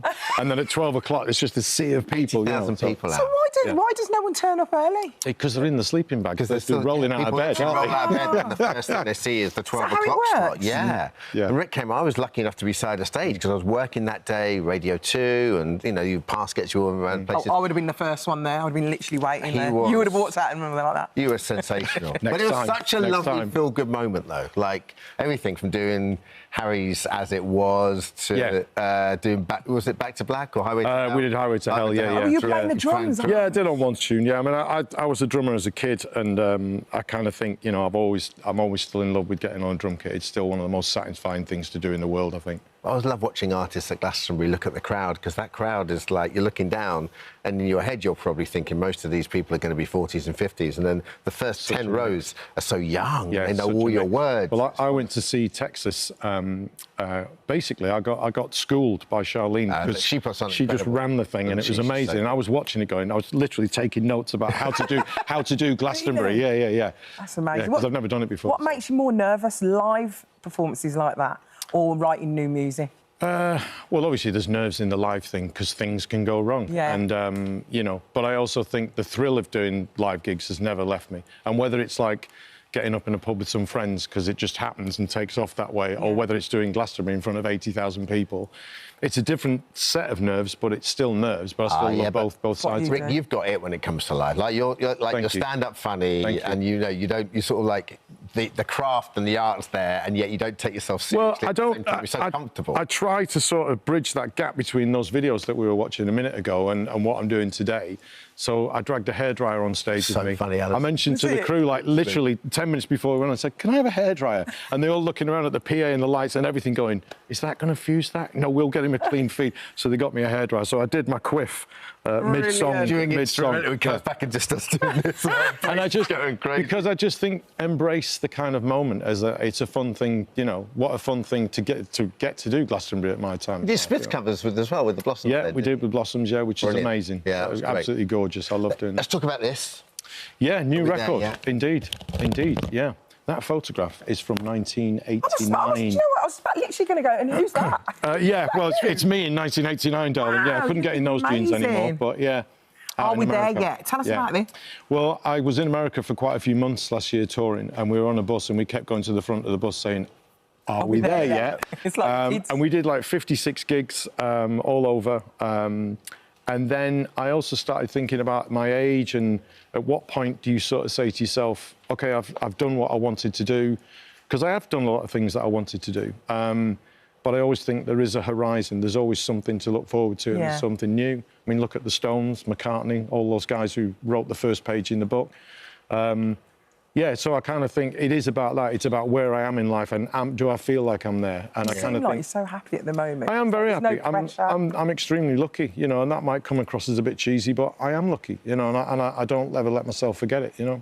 Nice. Should we have a look at the new single very quickly? Come on, let's have a look. Yeah, I mean, it looks like a lot of production went into that. Shot on a phone. No, I don't believe it. Yeah, shot on a phone. We had like an afternoon and we just said, look, we just got to get something done. So my wife and I, we were in Denmark and we ran off to the beach in the woods and she shot it all and did this thing. What a great wife. And the crazy thing is, the next video is directed by Sir Simon Pegg. Oh, stop it. So, yes, which is like from one extreme to the other, because obviously he's a super talented guy. He's wrote an amazing treatment script for it, and we had an amazing couple of days shooting it. And but what he brings also is all that years of experience and talent, but he also brings his friends who work on massive movies. And so it was just an amazing thing to do. So we've gone from iPhone to like the best crew in the world. It's like sort of like, once it's with your music, it's fantastic. Are we there yet? It's available to stream and download now. Thanks for coming. Thank you. Thanks for having me. Thank you.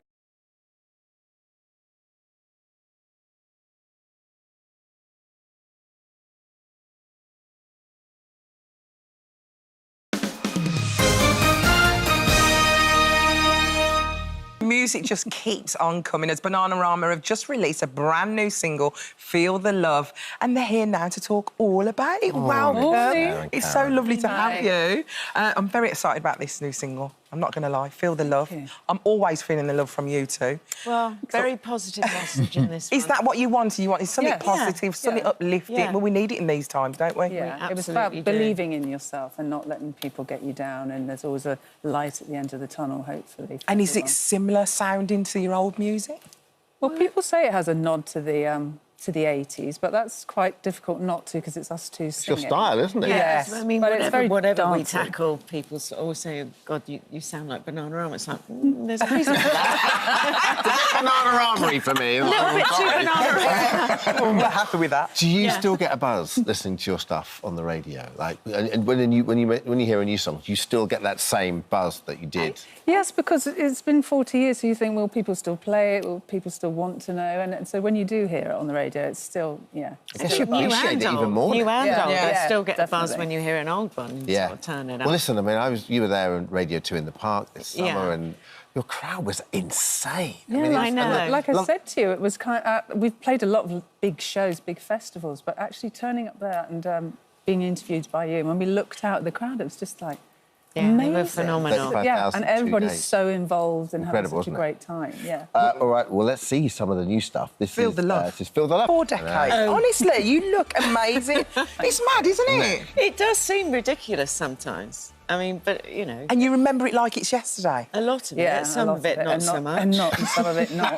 A couple of lost years in there somewhere. We're going to talk about that. What, so you've done, is it 6 new songs for this? You've written 6? Well, we actually wrote 6, but we've chosen 2 to be the singles. Yeah. And then we've chosen, like, some of our favourite cuts and fan favourites. And then the hits as well, so it's not like a greatest I was hit. going to say, have you done It's a few kind of B-sides and deep cuts? Well, there's like some a CD yeah. with loads of remixes on. And we've done the most new. fantastic coffee table book, which sort of charts the fashion I love that goes that. along with the music. So that was a big thing in the time. I remember in the 80s. stuff that mostly Sarah still keeps, whereas on the back of the cover, I couldn't believe it. It was all like Westwood and Galliano. Can you just not get rid of it? Are you a good hoarder for that? Well, it's got moths in it. But then again, why would you want to get rid of it? It's like stuff from back in the day. Sell it. But exactly.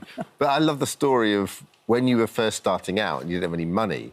you were basically, I mean, the fashion came from necessity rather than you being able to go and buy stuff. Yeah. So whose grandmother was it? I had my grandma's sewing machine. We made a lot of stuff and we bought stuff from markets, but we'd alter it and, you know, you cut stuff off and, yeah. Were you As you studying can see. textiles or anything to do that? Or No, just I like- was reared sewing, making clothes. Yeah, It lovely. was It was always cheap. ill-fitting, Yeah. unflattering. No, It was our I style. remember back in Oh my the day, God, look. the style was everything. Yeah. Like, what are they wearing? What But are it they was, when they're I on think top of it was the pots? do-it-yourself thing. You Yeah. know, with whatever we wore, people felt it was achievable. We're not wearing sort of Chanel. Yeah, like you are today. It's kind of gone 180 though, look. Always, Some of those every day. pictures, you could wear that stuff now in a heartbeat. Yes. And, like, Well, it's funny because my daughter, you know, things cycle round, and then she ended up wearing all my Westwood stuff. It looked much better on her. And I've just given her a batch of old stuff as well. Yeah. So, She's lovely. yeah, Yeah. she looks great in it. I can't believe you were in the Guinness Book of Records for being the most successful female band. Yeah, Yes. with the What have most you done- charted hits. What do you get Yeah. for that? Do you get like a little something to put on the No, wall? we went on a bus with dog. whoever was doing it at the moment at the time. That was Really a special clever. treat. But I can't see us It was a losing the lovely day. record because who else is going to go for as long It's as a us? memorable day. well, that's Yeah. the thing. It's like, so it's 30 UK top 10 or top 40 hits. Something like that. That's yeah. amazing. I don't think even I could name them all. No.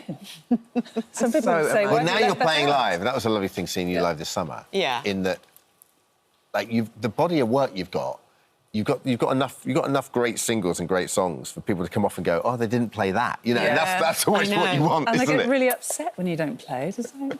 Yeah. Oh, yeah. And what's lovely is you get new people who can appreciate your music, Yeah. younger generation Yeah. now. What do they make of it? Yeah, we always peep out before a show and think, oh, God, they're really young. Do you think They're not going to know us. And they do, obviously Yeah. via their And they're all parents over you. or whatever, yeah. Yeah. And the Palladium next year, how exciting. Yes, What's April the happening? 3rd. Just really exciting because it's all part of this celebrating 4 decades. It's a legacy. It is a legacy. Yeah. What do you put your energy down to? Because you've got great work ethic and you're just not Certainly slowing down. sleep. No. Do very little of that. Are you in a bit of yoga? No, no, not at all. I think it's just loving what we do. I Yeah. mean, there are moments where you're in a dressing room backstage and you think, This again. Could be, I've got a cup of tea. you know, you just go out and you just, it's like, so when you hear the crowd singing along, when you see them there, do it, it just lifts you and gives you that energy. and then Listen, you die Bananarama's new afterwards. single "Feel the Love" is out now. The new album "Glorious," the Ultimate Collection, released on the 8th in 2024. And Thank see you you next so year in the much. Palladium. Thank you. you. Thanks.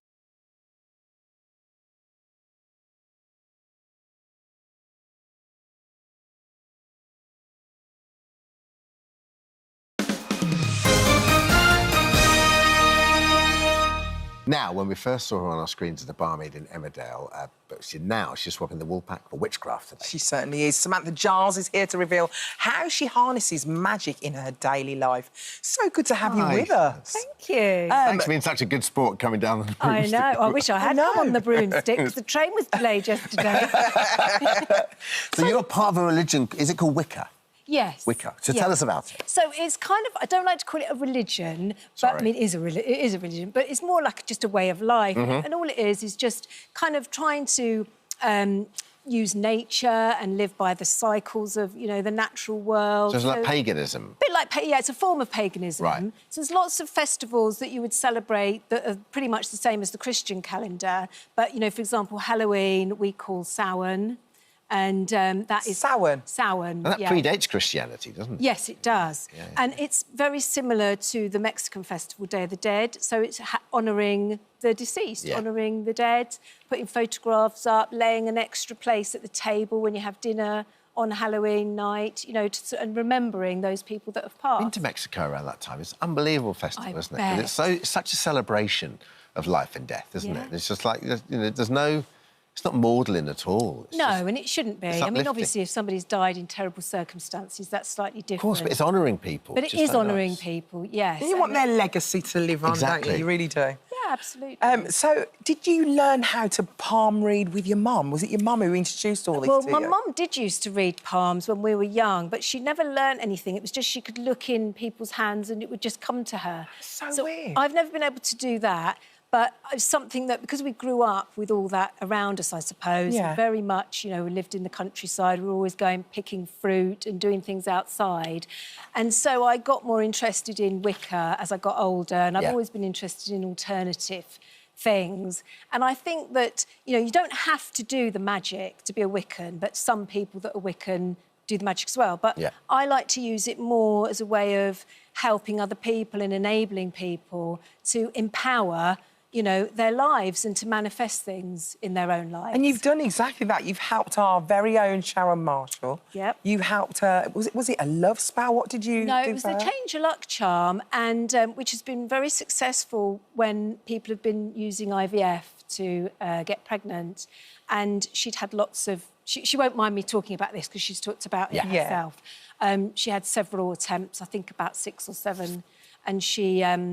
bought the Change Your Luck charm and used it, carried the crystals with her, and had a successful pregnancy and live birth. And then I think she bought them for all her friends that were going through the same journey, and I'm pretty sure that they all worked. Wow. So... And have you used it in your life at all? I've used it a little bit. I did do a love spell to manifest my husband when I met him, well, 18 years ago now. You didn't need a love spell for that. Come on. Surely. Well, I'd had a few shoddy boyfriends, shall we say. So, you know, I wanted to be a bit more specific with what I was after. And I think that's the key to it, is being very specific with what you want to manifest. So, was you quite specific in, like, what he looked like and everything like that? Kind of. It's more really, you've got to think... I mean, obviously, you've got to fancy them. But, you know, you might think your type is type A, but actually, maybe that type is not right for you. Do you know what I mean? Sometimes going against type is a good thing to do. There'll be people watching this going, oh, come on, surely there are other forces at play here. And do you think it's a little bit of a combination of this will lead to a positive mental attitude which will help someone? Yes, it's massively about belief. So there's no point trying a spell unless you're going to believe it's going to work. And also, I have to say, it's a last resort. You can't just be lazy and think, I want this to happen, I'm going to do a spell. You've got to be doing practical things, and then the magic is the last thing that you would do alongside the practical thing. And it's all for good, isn't it? It's not for anything bad. Oh, no, it's all for good. Yeah, absolutely. It's very positive. They're like self-help kits. So what have you brought with you today? I've brought... This one is about protecting and deflecting negative energy. So you've got your sage stick. You can open that. What does sage normally do? So sage will cleanse your environment and your house. You burn it? You burn it. It's very pungent. Lovely smell, isn't it, sage, anyway? What's it like when it burns? Oh, it's quite strong. Yeah. I mean, you either love it or hate it. That's dried, isn't it? That is... Yeah. So what do? Just burn it and then just go like round the house? You waft it round. Like incense, kind of. Like incense, and you can sage yourself. You know, if you've been with some people that you've felt their energy's a bit bad, you can round yourself. I'll have a bit of that. You don't need that around me. You never know. You never know. Well, I hope you're not doing that for my... do you as well. No, I don't need it. I'm around you. Well, It's you a lovely don't know thing. who comes near you. It's quite good if someone's broken wind as well, because obviously it'll... You don't need it. But this is nice. This is selenite. Oh, it's very cold. Is it? Yeah. Oh. Well, now that one, you see, what you'd normally do with crystals is you have to cleanse your crystals before you use them. And you'd normally run them under water just to cleanse them. But that one, because it's a porous crystal, you have to sage it to cleanse it. Sage it. You can't put it under water because it Deflecting will a bit. absorb the water. Perfect. So that's called the angel stone selenite. So with these spells, do they come with instructions on how you deliver the spell? So I've got everywhere. I've got the scrolls are in. I know it goes everywhere. Covered in sage, Samantha. That's a good thing. So everyone's got a little scroll with all the instructions on it, and you have to do the spell yourself, you see, because that's what gives it the power. Oh, so you don't just let that come to you. So we have to do it ourselves. These are the kits. Yeah. It's got all the instructions, everything you need. You do it. That's where the power comes from. Got it. That's a bit of amethyst. Oh, I love that. So that's very calming. Gentle stone. And then you carry those little stones around in your pocket? You might, with that one, you might have to put them somewhere in the house. Amethyst is quite a psychic stone as well. So if you want to kind of try and, you know, have some psychic dreams, for example, you could put a piece of amethyst under your pillow. And it was one of these spells that kind of brought you back to Emmerdale, wasn't it? Kind of. I mean, I'd had my first daughter, and you know, when you're an actor and you have children, it becomes very, very difficult to get work, especially if you want to be at home with your kids. It's a different world, isn't it? Because you just suddenly, you know, you're not walking to beat your own drum anymore, are you? No, exactly. So when I got pregnant with my second daughter, I thought, oh my God, how am I ever going to get any work, you know? And I couldn't see where I was going to get work. And I remember thinking, oh my goodness, wouldn't it be great if Emmerdale asked me back, because I could, you know, I lived in Liverpool, so I could commute, take the baby with me. And I just thought about it very strongly for a long time. So kind of, I didn't do an actual spell, but I think it was on my mind. I kept picturing myself. But you manifested it. And I manifested it, and I did get and I was shocked when I got the call from my agent. Yeah, that's amazing. Now you're leaving, you've got Panto coming up as well. Yes, I'm going to be doing Panto in December at Bradford Alhambra, playing the wicked stepmother in Cinderella. And it's actually exclusive that you're leaving Emmerdale. I'm absolutely devastated. Yeah, I haven't been able to kind of confirm it really until now, but yes, I am going. I think my last on screen is about the 14th of November, my final episode. Thank you. Thank you so much. Good luck with Panto as well. Thank you so much.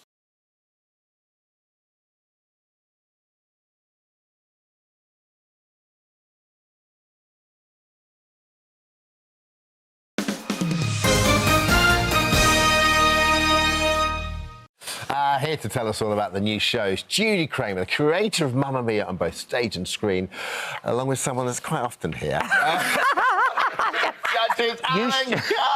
You should charge me rent. I'm always here. I sleep behind the sofa. If you're behind the sofa. We actually love you so much, Alan. Oh, we like you to be here. It's lovely to have you on the show, Judy. Thank you. I mean, how exciting. And how did this show come about? Mamma Mia, I Have a Dream. How did it come about, this reality show? Did you just think this is an easier way just to find the cast? Or... No, I definitely, no. It's a huge, you know, big leap for me. I mean, the idea was presented to me, and I thought it's 25 years of Mamma Mia, and Can you believe it's 25 years? Yeah, I can't believe it's 25 years. And I thought this would be a pretty fabulous thing to do, because, you know, Mamma Mia is a story that's cross-generational. So we have, you know, younger cast, older cast, and, you know, we do bring in casts, you know, young casts that it's the first job. So why not open the net wide and actually find Sophie and Skye? So you get it completely right. Yeah, so that was because of that, and a fantastic team to work with, and an excuse to go to Greece and have the greatest time. Yeah. You had fun with this one, didn't you? Oh. Did you have fun? I didn't even treat it as a job. It was like an 18 to 30 holiday for me. Kebabs, karaoke, we got matching tattoos, didn't we, Judy?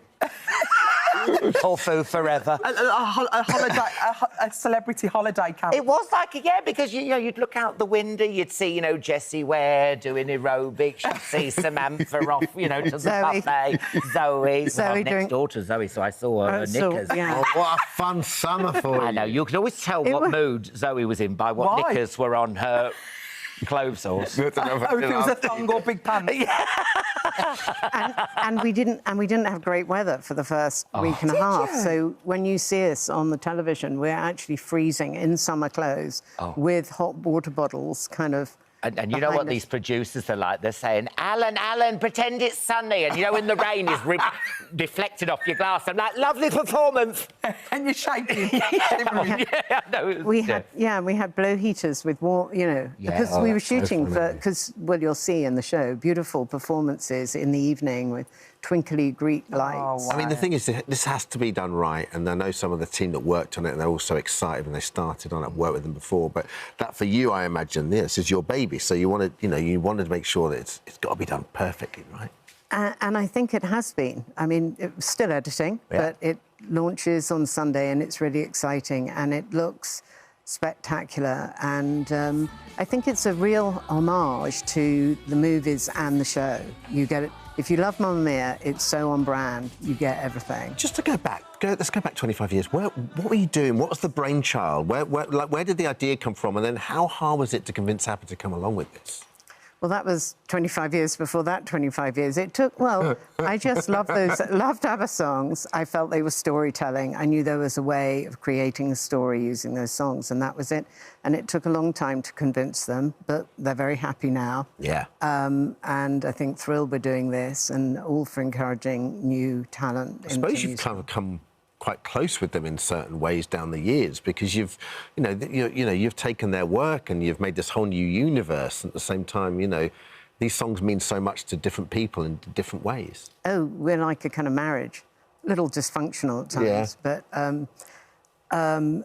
yeah, I mean, they have to approve things. They have to be involved with everything I do to do with Mum Mia, so it's great. You're very good friends with Benny and Bjorn, aren't you? Yeah. Do they make an appearance on the reality TV show as well?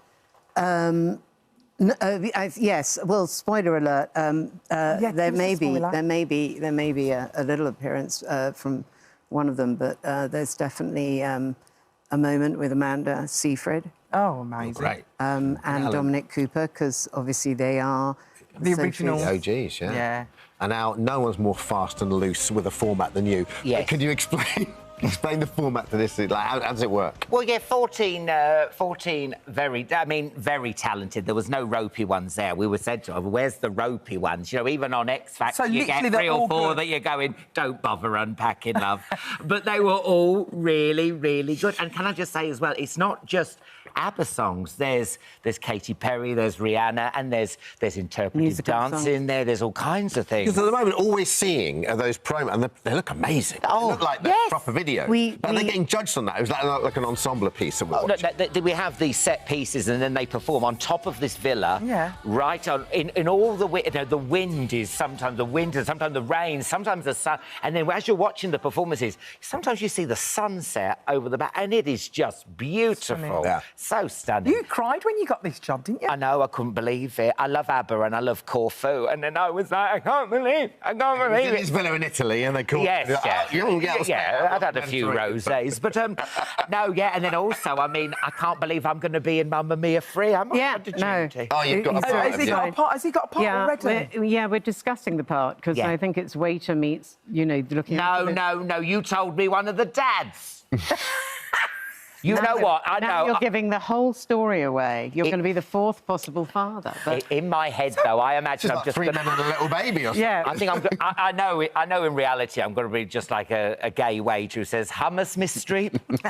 The thing is, he's not actually joking, is he? He's not joking. No, he wants to be in the third right from the first day of shooting Mamma Mia, I Have a Dream, the request came in. Oh, he's been in there, has he? Yeah. But he said he'd be happy when he starts, just look after the goats. I never said that. That's a lie. I said, Dad, or I'm out. Now, and the judges got great Jessie Ware, such a great... Yes. I mean, and I know people will be going, why is he on there? Because, I can't sing or dance or anything. Yeah, but you know a good song. I know a show tune, and I go to the theatre all the time. I know what works. You're an entertainer. I know I am. He is. He's always so self-deprecating, but actually, I think... I mean... Mamma Mia is musical comedy, and he is musical comedy. I mean, if I was doing a production of Twelfth Night, I'd cast him as Malvolio, because you are a brilliant comedy actor. Thanks, love. I'm giving that away. I'm not going to produce it, but if anyone wants to... I was hoping for Magic Mike, to be honest, but... but all the judges 6 are o'clock amazing. on ITV. Judy and Alan, thank you so much for joining.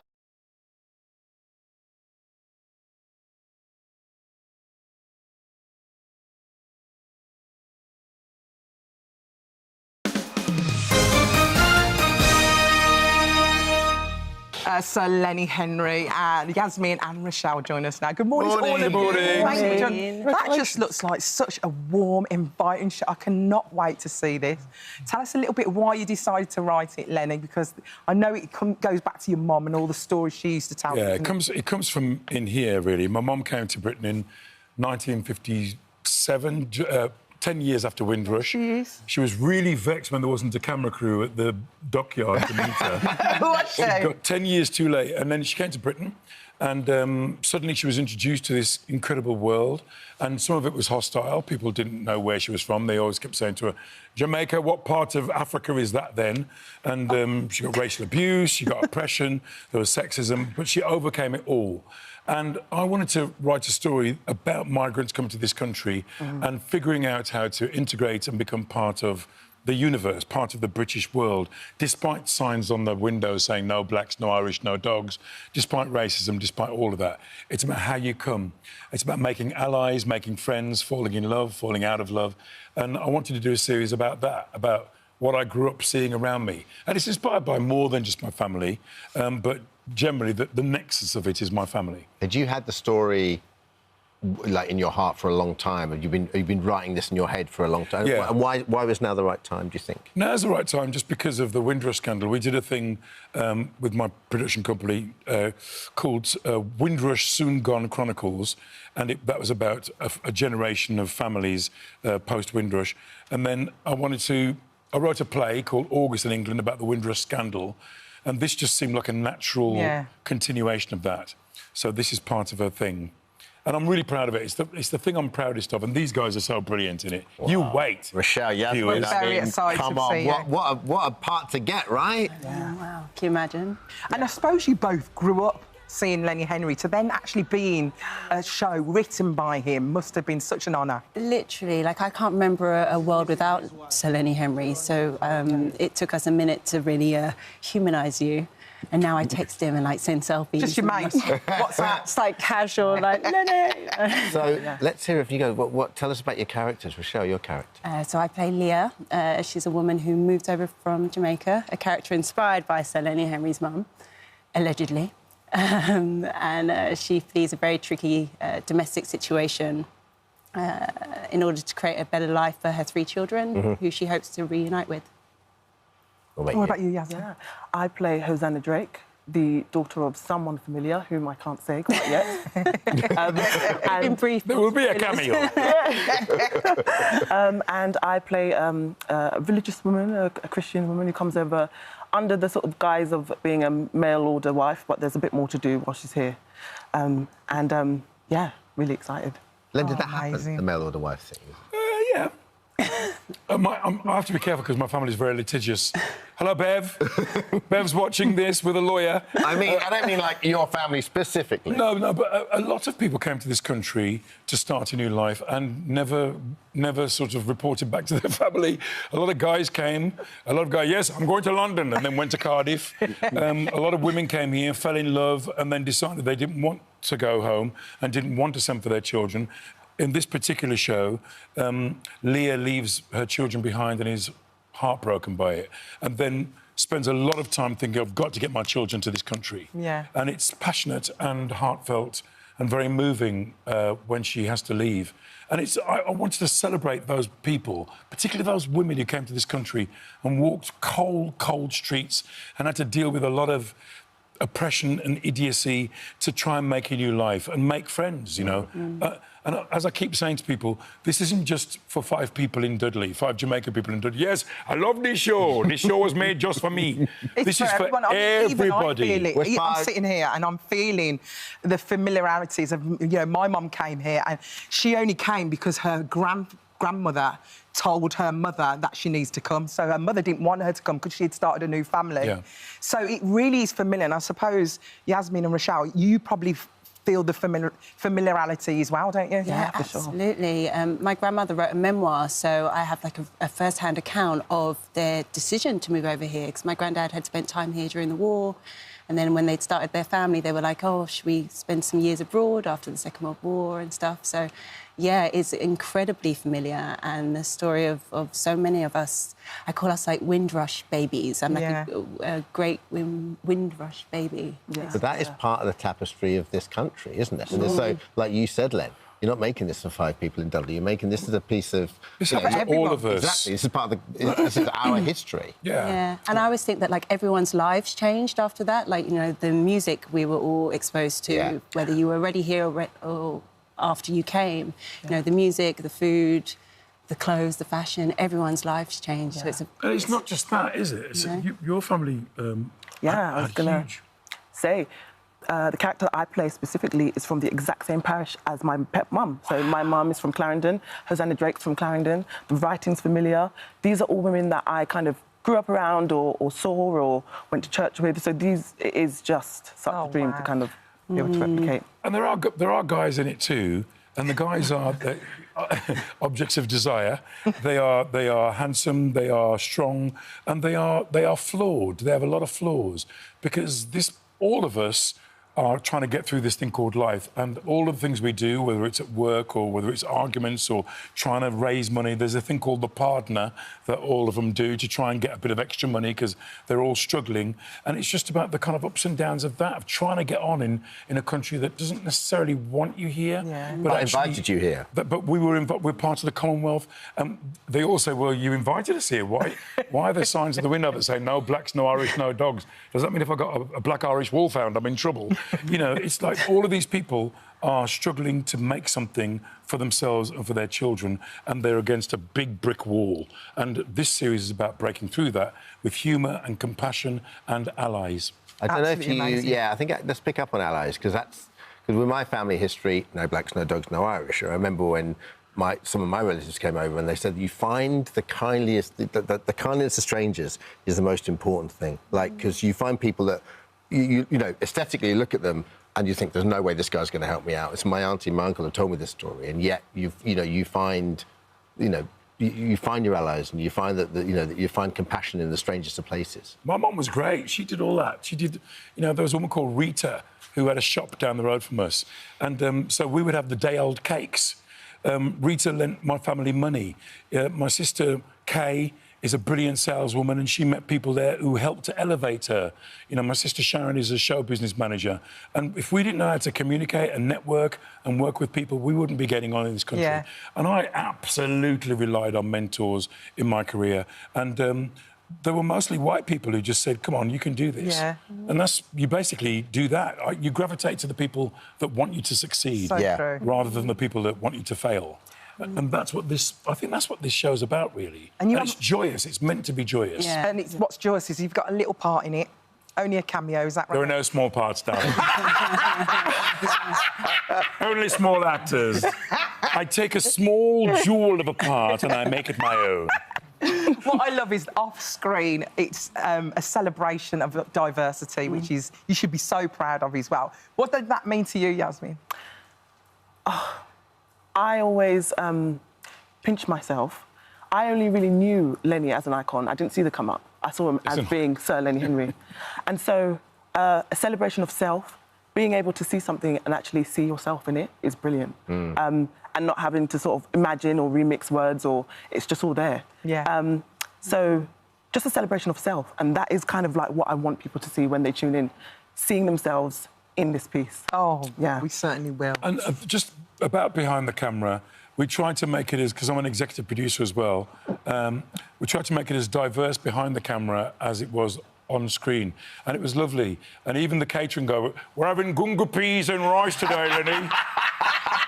We're having jollof rice and Irish stew. That's the set I want to be on. And the lady from ITV, Nana Hughes, came and burst into tears. She'd never seen a set as diverse as this. And big up to everybody involved in the show, Russell T Davies, Nana Hughes, Polly Hill. They all encouraged us to go for it and to make it happen. Three Little Birds starts Sunday, 22nd of October on ITV1, 8 p.m, and, of course, ITVX. Thank you. Yasmin Michelle, Thank you very much. to meet you. Nice to meet Lenny you Henry. too.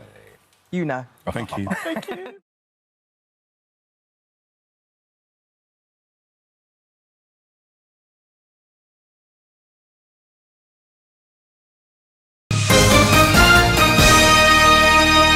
Watch his videos without a huge smile on your face and in your heart. TikTok star Francis Bourgeois shot to fame after capturing his infectious love of Britain's railways. Take a look.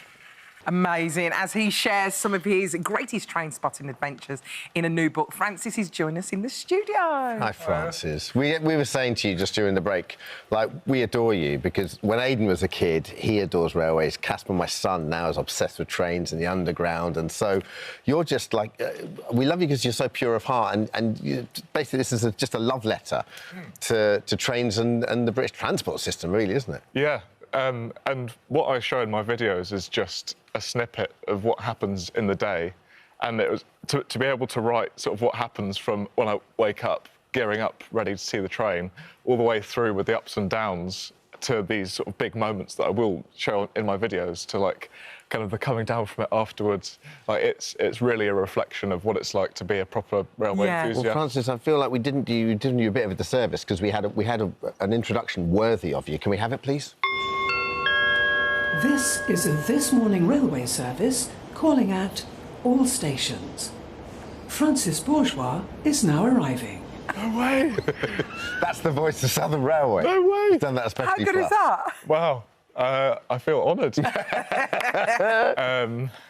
Yeah, I really like announcements too. In fact, there's one announcement that actually, when I heard it, I've only heard it once before at Victoria Station, and it gave me chills. Which one was that? What was that? Would Inspector Sands please report to the control room immediately? Oh. It's very, very ominous. Yeah. And only happens when there's an evacuation. But when I heard it, they were just doing a test. But when I hear it, it's like, oh, something's when you going heard that, down. Francis, you're like, everyone get out! Run! Evacuation! They're like, no, Francis! How proud are you of the paperback? Because the artwork is absolutely stunning on it. Who did the artwork? So my friend, Ed, who I met through going on to these Diesel Gala events and things like that, I found out that he's a really talented drawer. He really is. He drew a Class 70 with like aliens clinging onto it and gave it to his father. And I thought, oh well, if he can draw trains so in such a detailed way, and he knows exactly what I love about the railway too, so he was able to convert that to the cover, and I'm just absolutely so chuffed. So does with he it. know that? Obviously, he knows, right? Yeah. Is he honoured? Yeah, well, I think he's over the moon. That's amazing. Yeah, and I'm really happy to sort of bring in another part of my railway life to the book. What do you think it is, Francis? Obviously, it's out in paperback now. It's been a huge success, and so many people, like whether they're famous or not, have been touched by this. What do you think it is about the railways? Is it a British thing, or do you think it's a worldwide thing?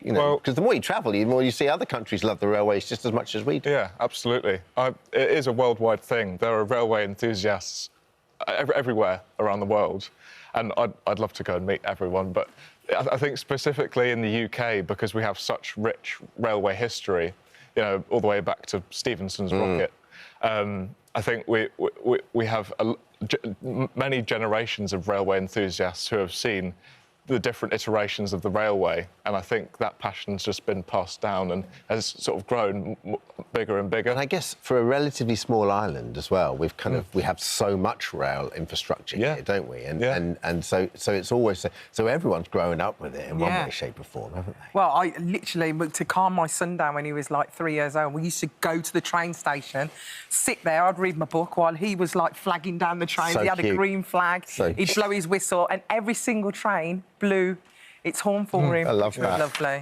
Yeah, but this is your brain tickle, though, isn't it? This is what gets you. When someone else likes music, this is music to your ears, isn't it? Absolutely. And it is when people ask, like, what is it about it? I try and sort of draw similarity to, you know, a song that you love.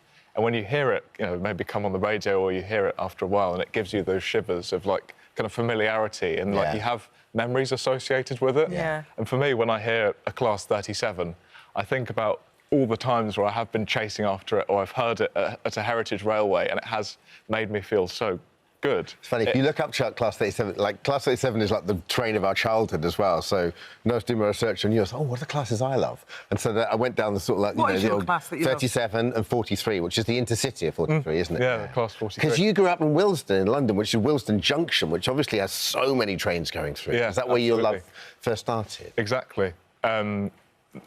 My parents didn't drive, so we used to get the train everywhere. Yeah. And I used to go to school in Kensal Green, and I'd get the Silverlink Class 313s to school, and I'd just be, like, gawping out the window, seeing what was going on in Willesden Traction Maintenance Depot, seeing the Class 86s and 87s in the Virgin livery at the time blasting up and down the West Main Line.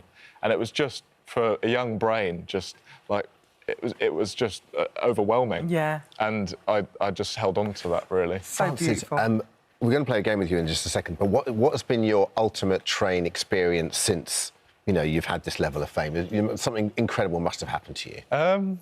Well, to be honest, it's probably in the last chapter of the book, I had this amazing moment where I was chasing these Class 97s, which were 37s but converted, along the Cambrian coastline in northwest Wales. And I'd been chasing them all day. I'd actually driven from London. I was driving in my Nissan Micra, and there's this moment where I thought, it might work, it might not work, where the road goes alongside the railway. And when I had the window, so I saw it, jumped in my car, and I was driving next to it. And I was hanging out the window going, yeah! Obviously driving very carefully at the same time. and I saw, like, the driver and the second man, like, looking, going, yeah, go on, Roxy. Oh, I've seen that. Is that on... Would you put that on Instagram? I remember watching that, yeah. Brilliant. What a special moment for you as well.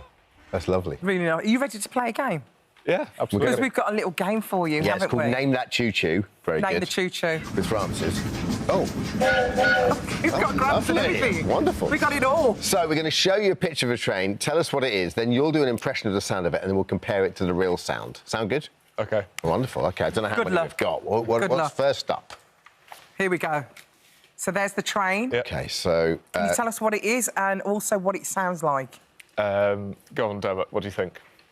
Do you know what it is? It looks... Is it an iteration of a 37? I don't know. That is a 37. All right, thanks. One of... that has the split head code box, so it would have been part of the first batch, really. So how old would that one be, about? So that would have come out 1960 to 1961-ish. OK, cool. Do you know what it sounds like? Yeah, so... I'd ideally love to put these two parts of it together. So with it, you have this insane sort of grumbly bass, so like that's like sort of building up like this, and then you have sort of the top end of the turbo noise in it. So like. Grumble, and, toppy grumble. And that's the English electric. That's the stereotypical English electric. Right, well, let's find out if you're right. Let's have a look. You're right. Whoa! That's exactly right. Let's do one more. OK, you ready? Here we go. Oh. Oh. Now that's a class 50. No, it's your game. That's a class 56. Yeah. AKA the grid. What noise did you know what that was as well? What noise does a grid make? So it's a really interesting component that it has with the engine that you don't really hear much elsewhere.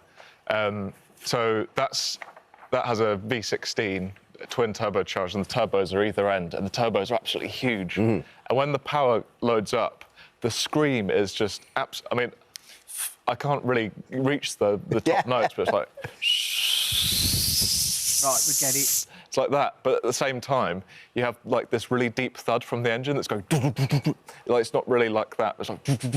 Yeah. And you've got the. Remember everything. Let's hear it. You're right. Oh yeah, listen to the thudding. What?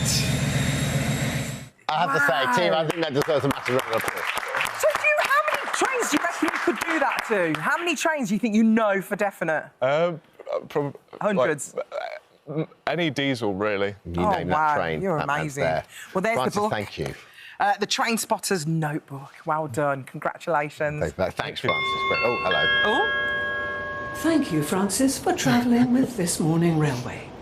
Please remember to take all personal belongings with you at the end of this chat. Oh. It's emotional. Oh, I love it. Thanks, Thank Francis. you so much, Thank you so much.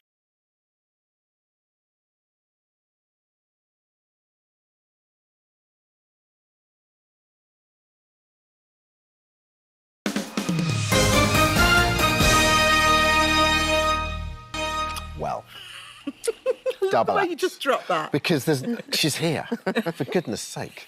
Double act partner, sketch show performer, actor, writer, Nat Tresh. The list Nat Tresh. is infinite. But although we may think Dawn French is perfect in every way, obviously she is. Her new book tells a very different story. Here it is. Hold it up. Because we can't actually say the title because it's a little bit rude. But Dawn French joins us now. Welcome to the show. It's so good Thank to have you. you. Oh, it's lovely to be here. It's lovely to be here. I don't mind that word at all, but I accept, some people might Some find people it a little don't bit like it. cheeky. Yeah. My mum used that word, so that's why I think it's friendly. I think it's a kind of word where it's a bit of an admonishment, but a slap at the same time. Yeah. And when a mum uses it, I think you can just about get away with it. Absolutely, yeah. So your latest memoir Yes. is out Yes. now.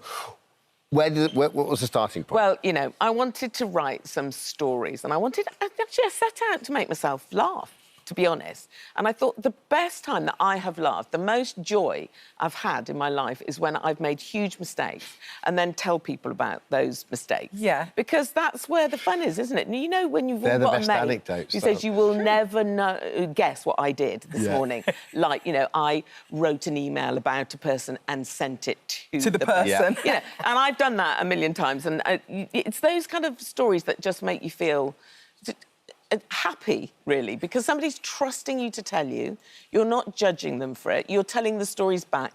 And honestly, I can tell stories of my whole life where I've been a complete Egypt. So this book is really a sort of call to arms and legs and elbows and fannies and willies, just to say, you know, let's just own our own imperfections. Let's have an anti-perfection league. Perfection's not possible. It's not. And do you know what? It's not even desirable. That's the thing. We all know we can't achieve it, so why are we pretending? So what's so great about this? When you started writing these memoirs, were you quite surprised at how many flaws and mistakes you had made? It's like a tsunami. It's a tsunami. I'm just basically one giant mistake wrapped up in flesh. Starts nice and slow. I am. Like, this is going to be a thick book. Need to be more of these coming my way. This is only half of the size of it. It's volume 1.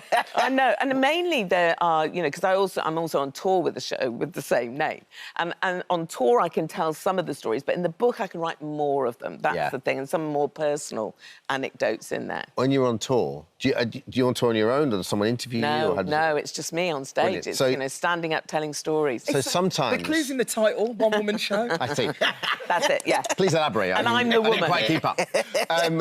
And when you're on stage, are you surprised sometimes where the night will take you? Like, do you think you'll start with one and go, actually, no, I want to tell you about No, this? I really did write this tour correctly. You know, I mean, I've learnt the stories that I want to tell because we've got clips and things that go with it, so it's quite technical. Yeah, okay. So I need to tell the same stories each night, pretty much. There's some little room for improvisation. Oh, I always embellish stories. Do you Well, do the same thing? that's true, but it's got to finish at some point in the evening. I'm not Ken Dodd, you know. It's like, otherwise I could go on forever.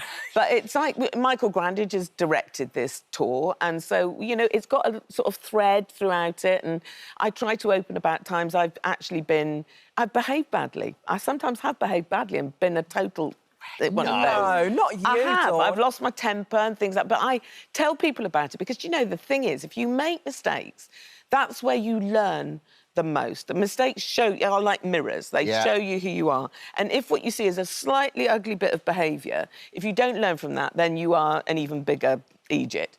Aren't you? So that's what I'm trying to say, is like wrangle the power of it back to yourself, retell the story and have fun with it. That's And learn basically from it, I guess, as Learn well. from it, exactly. And I have to just give a quick shout out. In that book, there are really wonderful illustrations by a wonderful young illustrator called Jessica Green.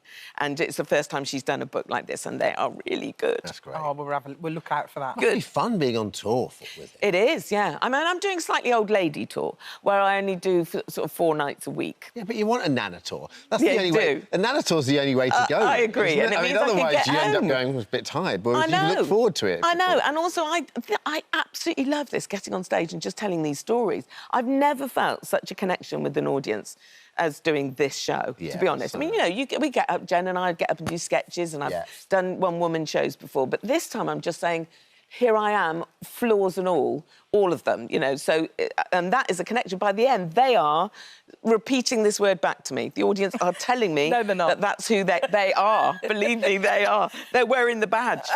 They are. Oh, wait to see this. We've got to talk about some of these mistakes because they are so iconic. Yes, I know. Can you talk about the first time that you met the Queen's mother? Yes. Well, I was only 4, and we and do you remember it? I do remember it because it was absolutely horrifyingly scary. We'd done curtsying practice, and we were living on this RAF base. My dad was in the RAF, called Leconfield, and she came to visit our base, and she obviously went and spent time with the officers, and we were the oiks at the other end of the base, and we were chosen as the safe family for her to come and visit.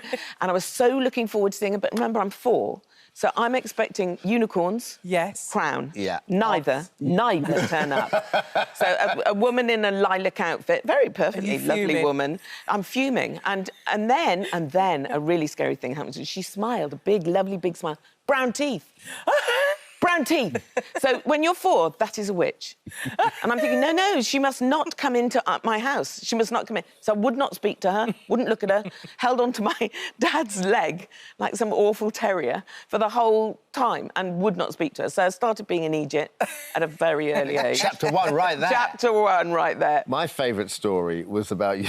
Was about your daughter in the glasses. Oh, I know. Honestly. Please tell us this. Well, my daughter, when she was about 11, found a picture of Kate Moss wearing these beautiful filigree frames in a magazine. She said, I want these. And I went, but you don't need those, do you? Those are fashion guide, but they're spectacles with lenses, and you don't need lenses. The thing is, every parent can go, oh, I've done that. Absolutely, Totally relate to absolutely. that. And then a couple of days later, she came and said, I've booked an appointment at an optician's in Reading, near where we were living at the time. And I said, no, you come to my optician. So I took her to my optician's in London. I said to him, she's trying to get these particular Obviously, lenses. she doesn't need That's it. what she's up to. And he went, yeah, well, she can't fool the optician. So we went in and they put, the big letters on the wall. And she started to misread the giant letters. I thought, very bad acting. I mean, it was shame on the House of French that you're not even a good enough actress to pull it off. And we came out afterwards. He said, yep, she's severely myopic. I thought, oh, my God, I have missed the fact that my daughter can't see. She can't see anything. She could have been knocked over. This is appalling. So, of course, I had to buy those frames because I had overlooked the fact that she couldn't see. Then you're just sort of frankly overcompensating with guilt, aren't you? Absolutely. Absolutely. That's great. We're celebrating Madonna, as you've seen I know. today. Yeah. Was you a big Madonna fan? Oh, huge. We're the same age. Yeah. It's me and Madonna. She's a bit fitter than me. I think she's a bit more lithe than me. It's the yoga. Yeah. But I've always loved her. And she was a bit of sort of talisman for Fatty and I. Whenever we were doing our show, we would always ask her to come and be a guest. She would always refuse. And then we would get on with the show. And, of course, on French and Saunders, if you don't turn up, then I'm afraid you're sort of the butt of the joke. So we would pretend to be her. We used her as a bit of a punchline. Oh, yeah, we've been there. You look like her, though. We have been there with it. I did meet her once, though. Did you meet her? I did turn into a bit of a twit, rhymes with fat, in front of her, which was so pathetic. So I met her and she did a stand-up show. Did she? In Australia. Extraordinary. It finished at like 2 o'clock in the morning and I got a message from some of her people that she'd like to say hello. So I waited another hour. Anyway, she eventually came along and I stood up and I was very excited to meet her and I said, oh, hi. And she said, we've met before. And I said, no, we haven't. And she went, yeah, we've met before. I thought she must be confusing me with Jennifer, who she had met. And I said, no, we haven't. And she went, honestly, like this, we've met before. So do you know what I did? I went, yeah, all right then. Yeah, we have, lovely. I just completely caved.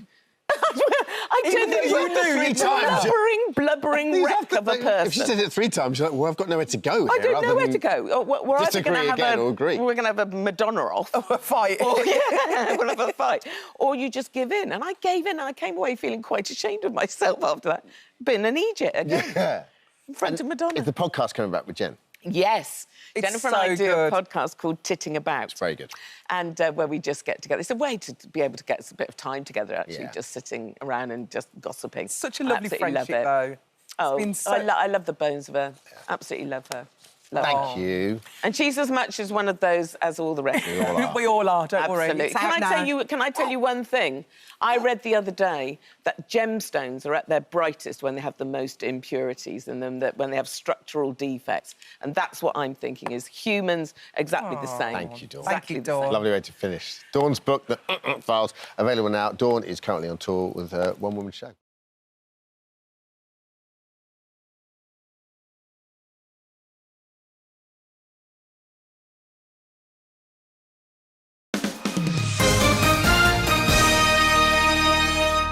Back and look what the cat dragged in. It's a role that changed his life forever, bagging the lead in Andrew Lloyd Webber's musical Aspects of Love in 1989. And now, 30 years on, and with a long programme of success, Michael Borley's taken us behind the West End curtain in his brand new memoir, Different Aspects. Good morning, Michael. That picture of you as a bubba. Can you get it up again, guys? Oh, isn't you look time exactly a cruel the mistress? Bloody hell. Excuse my French. Oh, there you go. We're very excited about this because you've been talking about this a Yeah. lot. Every time you come in, you talk about it. It's finally done. It's here. You've got your There it script is. all over. Oh, sorry. Let's get it out. This is it, Michael, all different aspects.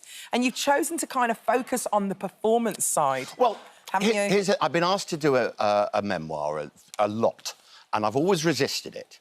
And then last year I wrote the novel, and that did all right. So great. Oh, it was, yeah. It's going to be made into a TV. I know. and all No, sorts. it's not. Yeah, it You're is, gonna though. direct it. No.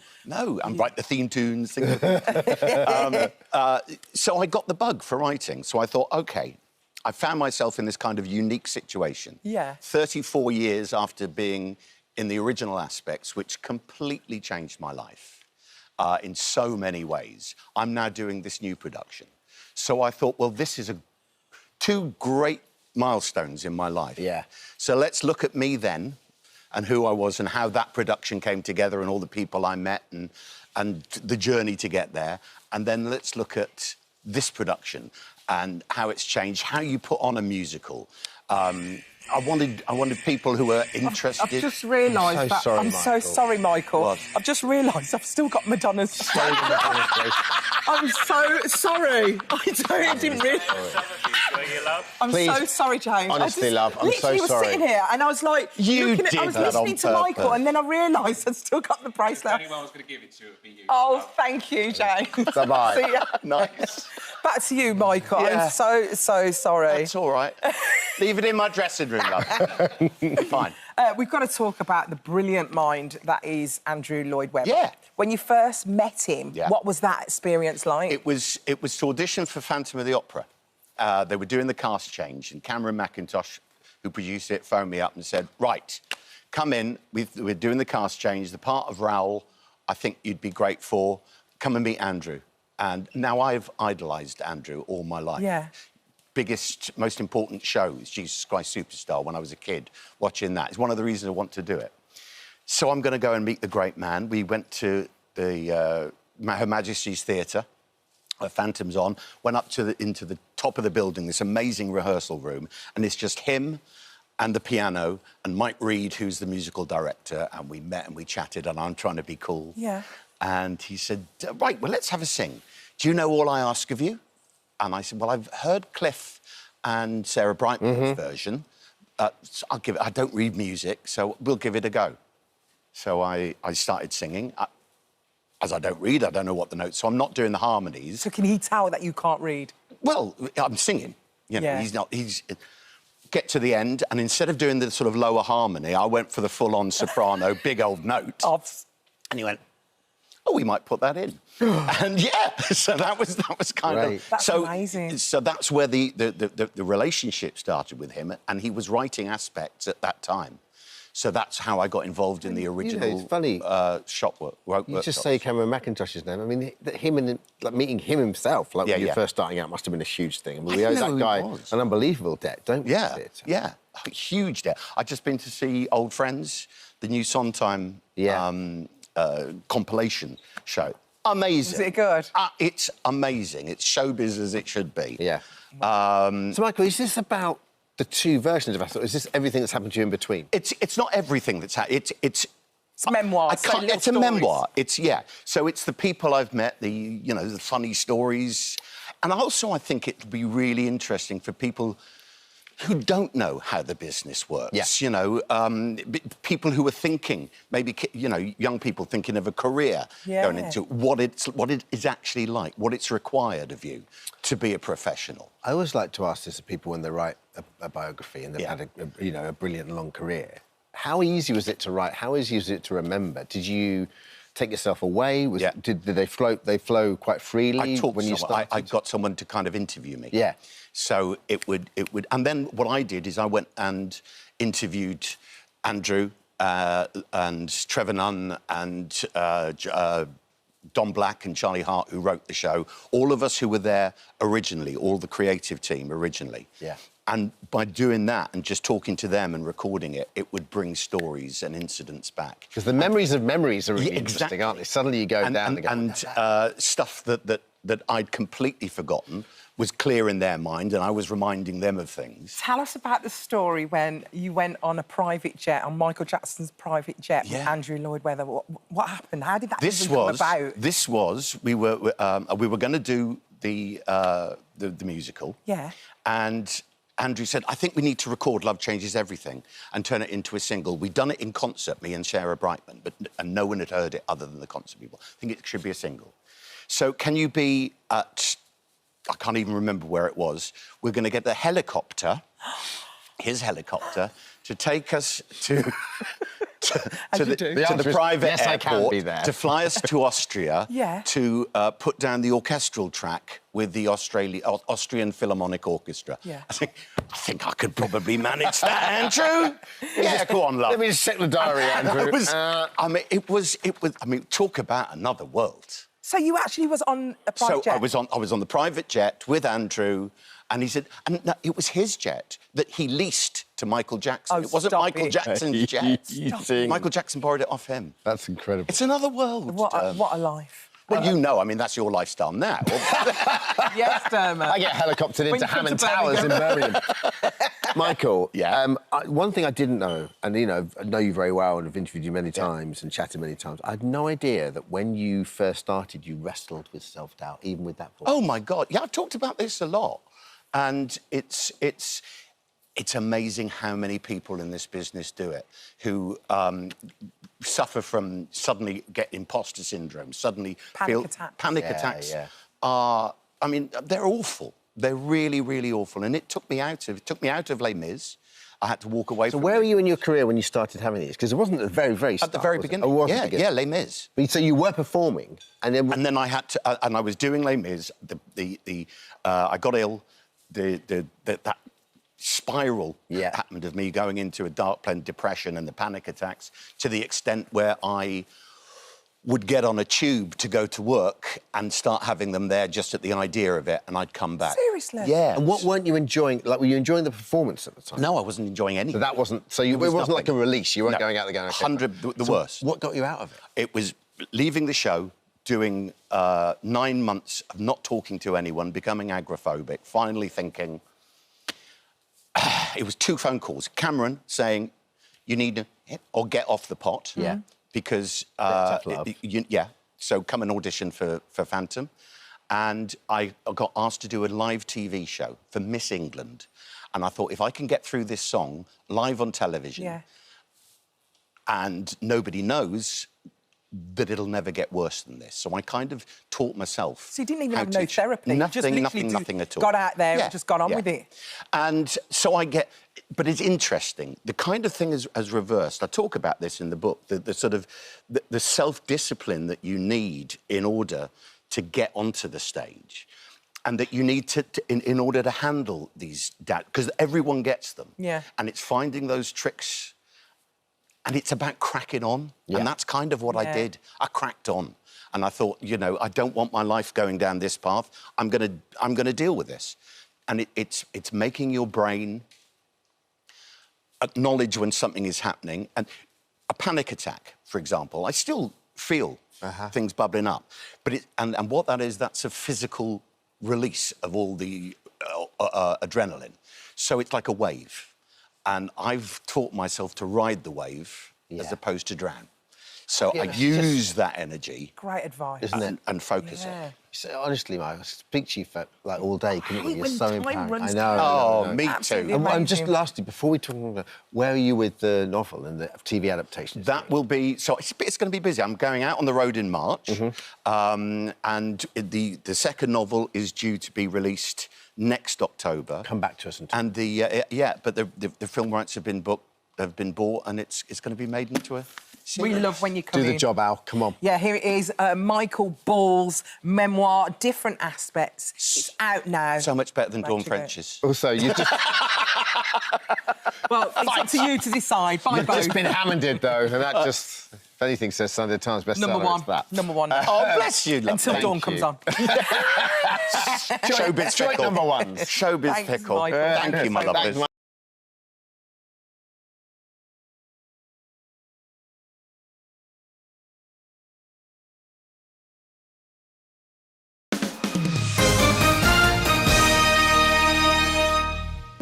are the couple who have laid bare all the trials, tears and tantrums of married life in their smash hit podcast. And now Abby Clancy and Peter Crouch are digging even deeper into what they call their perfectly imperfect marriage. I think we can all relate to that. And the new book, The Therapy Crouch. Yes, and of course they're joining us now. This podcast has been such a success. It's been, honestly, so brilliant. Can you believe just talking about the stuff that, you know, I know you and we've bumped into each other many times and I hear you talking like this and it's like, how did this idea not come about before? You should have always had a podcast. I know, it's funny how it's taken off so well. But, you know, I think people, you know, want a bit of light-hearted fun. And that's what it is. And it's just, you know, us talking nonsense. Well, I suppose it has been ourselves, I think, and like none of our friends listen to it because none of them. They're like it's just like listening to you. They don't need to. She just has a go at me for an hour and then we just move on. You need to stop saying that, by the way. Yeah, hang on. Yeah, you're naughty on it. Yeah, you are naughty on it. Well, I try and give a little bit back as well. Yeah, you do. But I love it because you're so honest on it, and we can all relate to it. It's really, look, it's really warm, and you're very much in love, and it's really sweet. But you're very honest on it. I mean, you are a nightmare. Well, yeah, you're supposed to be on my side, eh? I know, man, but not, you know, at the moment. You know, later. I'm also smart. Okay, true, exactly. True. No, listen, you know, it's a lot of fun. We get to sit down, you know, we've got busy lives, I suppose, and, you know, we've got the 4 kids as well. So, like, actually sitting down like this and discussing kind of your relationship or what we've done in the past and things like that, you just don't get the time. So, bizarrely, it's been like a little bit of therapy for us in a weird way. I can imagine, because when you are together and you've been in a relationship for a long time, life just happens, life gets in the way, and you don't really sit down together and go, actually, there was this one time that you said this We and did like you did each that. other once. Yeah. Do you remember that? And I suppose for you, Peter, you've obviously had your own podcast that has also been a huge success. Does this feel... This must feel really different. It does, yeah, and it's bizarrely got a little bit competitive now, if I'm honest. Mine's more popular than his. I've been doing it a long time, obviously. I think it's about 6 years, obviously, the football one, and I love doing it. But I just knew kind of that... I don't know, also, not loads of people have heard Ab. They've heard me speaking loads about football and things like that, and maybe they haven't heard Ab as much, but obviously knowing her, I knew what she's like. She's engaging, she's funny. I knew it was going to work, and it's probably... I still enjoy the football one more, but... No, Pete loves a little bit of girly chat, really. Yes, so, you know, he loves it, but... Because my brother and my cousin produce it, so it's like 3 men and me, so that's why I feel like I have to go a bit... You know, a bit more feisty, stick up for myself a bit on it. Do you think that helps as well with you both feeling comfortable, having your brother and your cousin, like you've got your crew around you, right? Because it's not like you're doing an interview and you have to be on guard. We're just literally sitting in our living room, having a chat and having a laugh, really, and it's so welcome. Like it's an amazing job to have, just laughing. Yeah. You know, and reminiscing and. You know, the audience who write into us, hilarious, you know, with hilarious questions, and it's just good fun, isn't it? It's so relatable. So the podcast's out at the moment, and I was listening to it howling because I've been there. I know what it's like when the dog pees on the rug, and I think we're the same. Like, I protect the dog. I don't want him to get caught peeing on the rug, so I try and we cover it up together, and then I try to steam a sisal rug, and it shrinks. And you had the same experience. I was doing that 6:30 this morning. With this new puppy that we've got, Sophia's putting it in bed with her. I've told her he's not allowed, and I'm cleaning dog wee off the her bedroom carpet at 6:30 this morning with the steamer. So I love a steamer. I love a steamer. Love it. You bonded over the steamer in the break, didn't you? Yes. Yeah. You know, when everyone's out of the house, you put on a podcast, you put on some music, and you just steam the steam kitchen away. floor. Oh, it's great. You two should live together. Maybe a steaming animal lover. But do you know what I love about it as well? And I think it's a nice little point. I don't know if you know you're doing it, but look. You're a very, very good footballer. You've played for your country. You're very respected in the sporting world. But to hear you talk about your wife and how in love you are and how much time you want to spend together, you're off on a hen night, I know, in the next few days. You don't want her to go. I think to be so open about your emotions as a kind of sporty bloke is really cool. Refreshing. Yeah, it's really cool. Yeah, I suppose. I felt like certainly with the football, you taught really to be so guarded, and I think actually kind of that's why the football podcast worked and this worked is when you're not guarded, you're allowed to, you know, be open, be honest, and kind of, and I think people can relate to it. Absolutely, I think that's why it's been a reasonable success. process. Married 12 years, together 17, in the showbiz world. It's quite rare, guys. It's quite rare. The podcast has been incredibly successful, as we keep saying, and now you have turned it I bought that for you as a gift. Thank you very You're much. welcome. Very kind. Into a book, Yes. which is pretty incredible, right? It's a bit surreal for me, to be honest. Pete's obviously had 3 hugely successful books out already. I'm blown. Like Roald Dahl in some ways. Shut up. You know, we decided to bring this out together, and it's kind of just a little guide, a little insight into our lives, or funny stories, light-hearted, you know. Yeah, I suppose in the podcast, a lot of it is quite, like, you have to react, really, and things are just, like, quick, and we bounce off each other. Obviously, with the book, there's stories, obviously, we remembered, and we were able to tell kind of in more detail. Yeah. Put a little bit more elastic on them, and it's good fun. You are a romantic, Peter, but in a kind of weird way, in a kind of emoji kind of way. You think, oh, no. What's the deal with the emoji? There used to be love letters, right? Now it's emojis. Yeah. Used to be poems and letters. Trying to move with the times. Trying to be Gen Z now. I mean, listen, you know, it's not something I want to say in the morning, really, but when we're on the podcast, obviously, we're a lot more open. Yes. I just put my cards on the table, like any man. He's a busy man. He needs to know straight away. Is it on or not? Okay, fine. Oh, I know the emoji you're talking about. Yeah. I think we all do. Time is money, right? I also What's know the answer? replied emoji. Yeah. She likes the no entry one quite well. Got. I'm not sure how to come back to that one.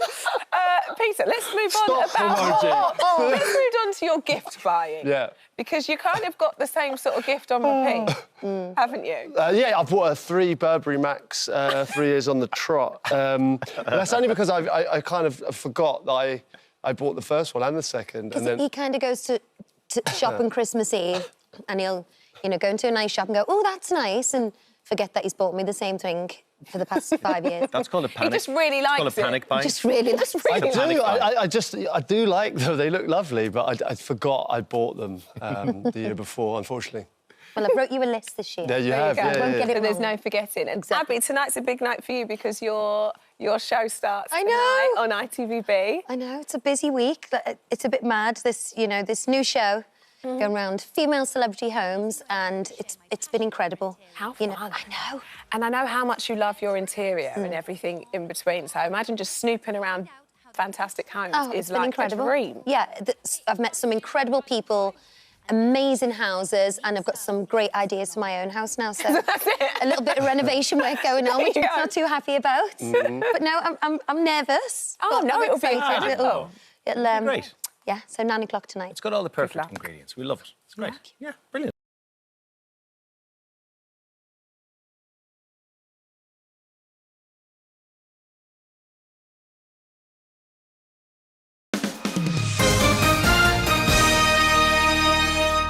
Ellie and Vito join us now. Good morning to you both. Good I mean, morning. congratulations already, because it's going pretty well, guys, isn't it? Thank you. Yeah, honestly, I did not expect to kind of be doing this in the first place. So the fact that we've had some amazing scores and comments is honestly incredible. And you're just 3 weeks in.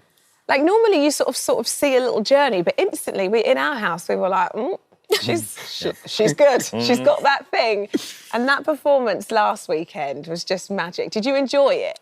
Yeah, So I much. loved it. Like, we had the best time, and I've always been a massive Disney fan, so to be able to dance to Encanto was incredible. Like, we had the best time. The little ones in your family, like, I don't know if you've got nieces or nephews, or, you know, they must just be like, because my kids at home... The sparkly bits. Oh, it's just... I know, it they was make it just look so good. Stunning. I mean, but you did that about they make it look so good. You did that. I know, it's so weird. I can't actually believe that that's us. I can't can't believe that is is me that's dancing. you. I would have never have thought that I would be dancing on live TV on a Saturday night in front of millions of people. It's crazy. And something you that I'm still... Like, I don't think I'll ever get over the fact that I'm doing that. Right. And that's part of it, isn't it? Just having this experience you wouldn't have had in any other part of your life. It's great, isn't it? Yeah, exactly. And I feel so grateful. Like, we've had the most amazing support, and everyone's been so lovely. And the kids loved it. So, yeah, it was really nice. Vito, so much chest hair. I'm I mean, it's just... Are you jealous? I am jealous. How do you do it? Please grow. Oh, come on. You look great. How are you enjoying it all? I'm enjoying it a lot, honestly. Every single day, every single week, we're having so much fun. And Ellie is a great student. This girl next to me at the beginning said, I have never done anything. Sorry, I'm going to be maybe a bad student. I cannot learn. I never dance, any movement. And at the end, she coming every week with these skills and she learns fast. Of course, we work hard, like from 9 to 8, from 9 a.m. to 8 p.m. But honestly, you know, it pays back because... Yeah, but that's credit honestly, to you because you're a great teacher. And you're a great student. Oh, look at them. It's 11. It's 11. Oh, hello. Are you strict? Oh, hello. Are you strict? Because I wonder that because you all seem so friendly and it's like it's the best show to watch. It's so wholesome. But are you strict? Have you got that side of you where you're like, OK, come on, Ellie, now, that's enough? No. What? At all. No, not at all. Ellie, I'm going to make you 100 repetition if you say that I'm strict. I'm joking.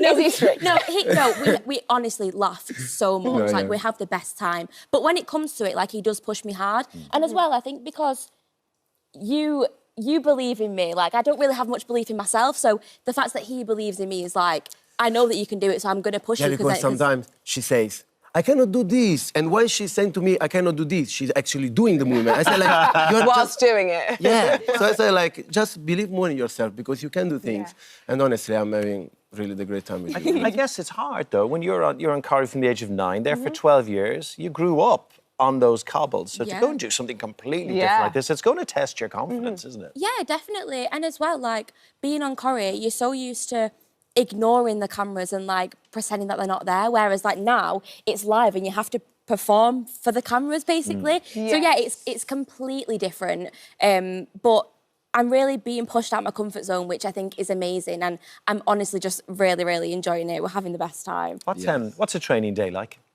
What do you do? What's a training day like? We start with warm-up. Yeah, we start with warm-up. We do some exercise to make the muscle stronger because we are building muscle. Do you brush your chest hair before or after training? I brush before. And after I do stretching and she helped me to brush it. Don't get in trouble. I don't.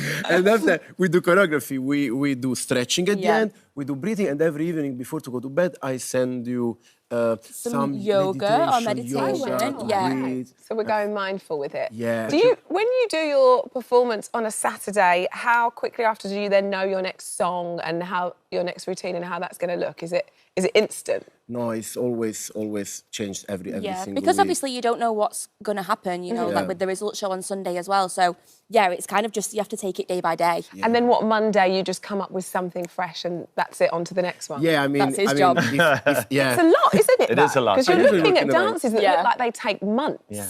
You know, and the fact that you have to turn it around in just short of a week is crazy. No, it's crazy. Like, the fact that we only really have, like, 4 days to learn a completely new dance and a complete new skill as well, because every dance is different. So, obviously, you go in from 1 week ballroom to the next week Latin. So, yeah, it's intense. Like, it's a lot of hard work. So many moves. I was watching last week, because for each dance...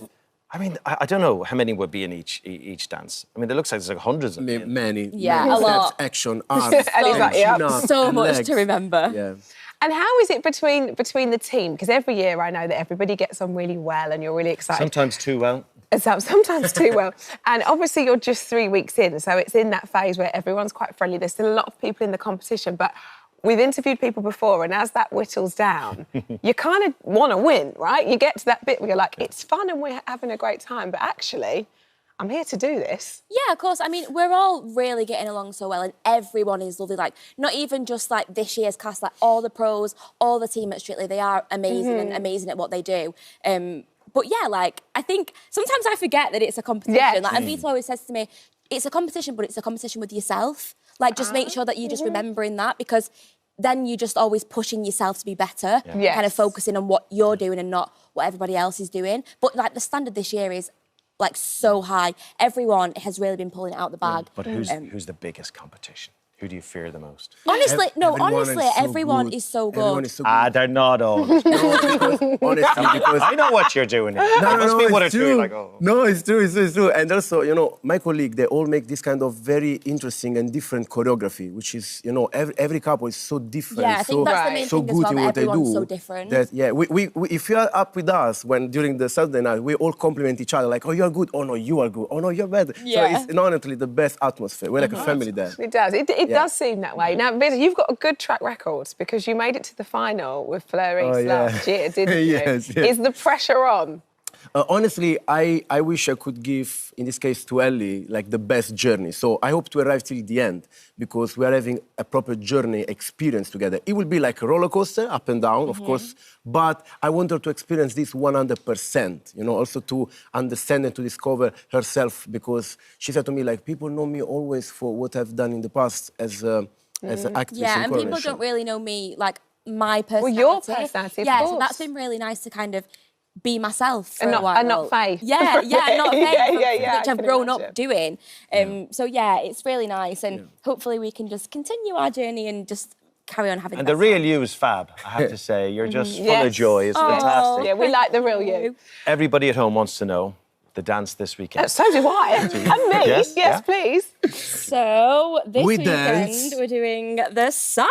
Oh, incredible. Yeah. Okay, and are you enjoying it so far? I am, yeah. I think having ballroom the past 2 weeks, it's nice to be able to do something a bit more like... feisty. Yeah. So I'm really excited to carry on training and kind of... Which one's samba? Because you're doing that. The shimmy. Lots of shimmy. And hips movements. Yeah, lots Didn't know I had this game, did you? Samba. You got this whole thing? Yeah, look at that. Oh, the phone just rang. Are you free next year, Craig? I don't think so. Look, we're looking forward to it. Yes. Thanks for coming. Oh, thank you very so much. I can't wait to see feisty Ellie. Thank you. Here she comes. Well done.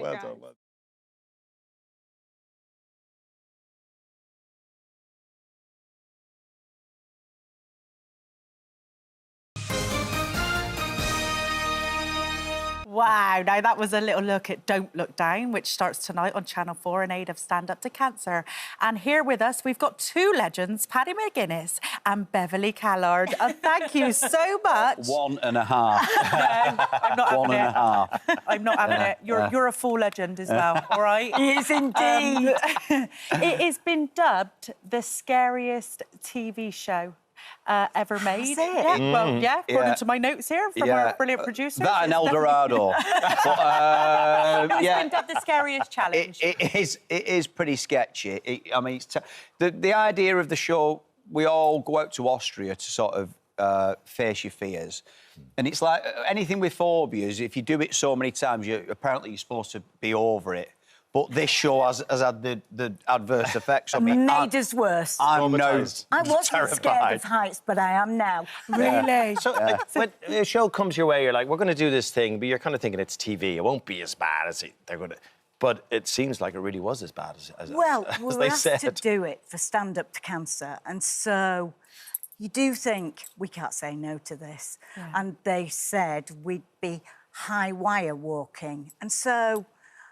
You know, you think, well, we're quite fit, we've got stamina, we'll be able to do this. They're not going to let us die, you know, we know that. We weren't convinced of that when we got there, were we? I've got to be honest, I only thought I were hosting it. Yeah. I didn't even know I were doing it. So you they got asked me right to involved. host it, and I was like, yeah. And they went, hey, when you're out there, do you mind going up with the celebs? I went, yeah, I can do that. And they went, and do you mind just getting on the wire? And now it's gone from... Now it's gone from sort of, you know, fronting it to actually doing it. And let me say, you don't see Ant and Dec doing that. No, you don't. In the jungle, I'll have a kangaroo's peanut. No. None of that. Apparently off camera, mad for it. Yeah. Hey, NCAs every year they win. What for? Nothing. Tell me about the moment you realised, oh, this is serious. Like, what was the first thing you did that you were like, I'm now terrified? Well, the very first challenge that we had to do, they'd said to us, we're going to train you to get over your phobia of heights and get your core strength. So we thought, we're going to be great at this, didn't we? We're going to be great at this. And then they took us to the highest bridge in Europe and we fell off it. Oh, What? Yeah. You fell? We Yeah. literally had to fall off it. And it wasn't a bungee. We had to go off together, the two of us. The air was blue. I think the whole soundtrack will be beep, beep, beep, beep, honestly. Yeah. It's 100 metres high. It's the highest suspension bridge in Europe. Yeah. And you had to go off it backwards. And it was terrifying, like I said, the drop and everything else. But in my head, I was thinking, well, if this is the end, Liz McDonald. What a way to go. That's it. You know what I mean? I mean, that is a great story for That's the on the mates to headstone. recount in the pub. Yeah. So I thought, well, in for a penny, kind of. But Bev was a mate because it was great doing it with Bev because she's one of them people, even though we were both terrified, but doesn't freak out. Oh, so it good. doesn't get you on edge. Do you know what I mean? She's quite calm and funny, so it was fine. Well, you had 10 celebrities. Is there any celebrities that did freak out? Yeah, but, I mean, quite a few of them really struggled with the heights. You know, Anton Ferdinand, he's, you know, getting over quite a lot of stuff with the heights. His leg shakes all the time. Chris, who you know, Chris Hughes, he's struggling. Very much so. He always struggles, Chris. David Ginola, you know, everyone has a moment because even if you think you're all right with heights, when you're that high up, it's a different gravy. And it's terrifying. I mean, I take it you kind of bonded and you helped each other, right? We really did. I have to tell you, I am the worst. I can do most sports. I can't high wire walk. I just fall off constantly. Imagine not being able to high wire walk. I can't do it. Imagine it. I am rubbish at it. Yeah. And I actually had a meltdown on camera, and I've never done that in my life before. But he looked after me, didn't well, he? if you think about it, you know, we're learning to do this, to be 100 foot over the London Stadium for the challenge in space of a couple of weeks. Now, the guy who's training us, a guy called Jade... It's amazing. He says he normally does a month with someone just on the platform, not even on the wire. Just a month of getting used to the height and everything about it, and we're sort of straight in, so it is sketchy. There was a moment there where I was second-guessing if any of us could do it. I mean, the proof will be in the pudding. We've not done the challenge yet, but it's Was this tasty. the moment, Paddy? We might have it. Should we take a little look at your bungee jump? OK. We're good to go? Yeah, lean back. Yeah? Yeah? Yep. Ready, Bev? Yep. Look at that lean. 3, 2, 1, go! Oh! My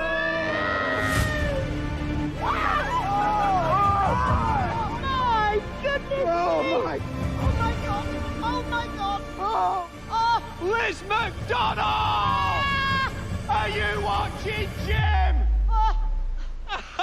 Paddy McGuinness, what have we done? Oh, look at that. You weren't lying when you said it was terrifying, but we've got to remind everybody why you did this. I mean, stand up to cancer. Absolutely. And everyone who's involved in the show has either been touched personally by cancer or friends and family, which, unfortunately, 1 in 2 people will get cancer, which is an horrendous stat. So the more we can sort of do our bit, put into research. I would love to be around the day we all wake up and put the news on and we finally cracked it, we've got the cure. That will be an amazing day. So we're all pulling in the right direction. Yeah. So that's tonight at 9:30 on Channel 4. But then you've got another challenge up, which is in November. So that's your final challenge, where you will be tight walking across the London Stadium. The London Stadium. Where they have the Olympics. Yeah, that's right. I'll be falling the rest of the No, you won't. You're going to crack it. You're going to crack it. We cannot wait for that. Thank you and so on behalf much. of everybody out there, and there's a lot of people watching who have been affected by cancer, thank you so much. Absolutely. I really appreciate it. Thank you. Good luck. In him. Pleasure. Good Pleasure luck. to have you. Good stuff. Well done.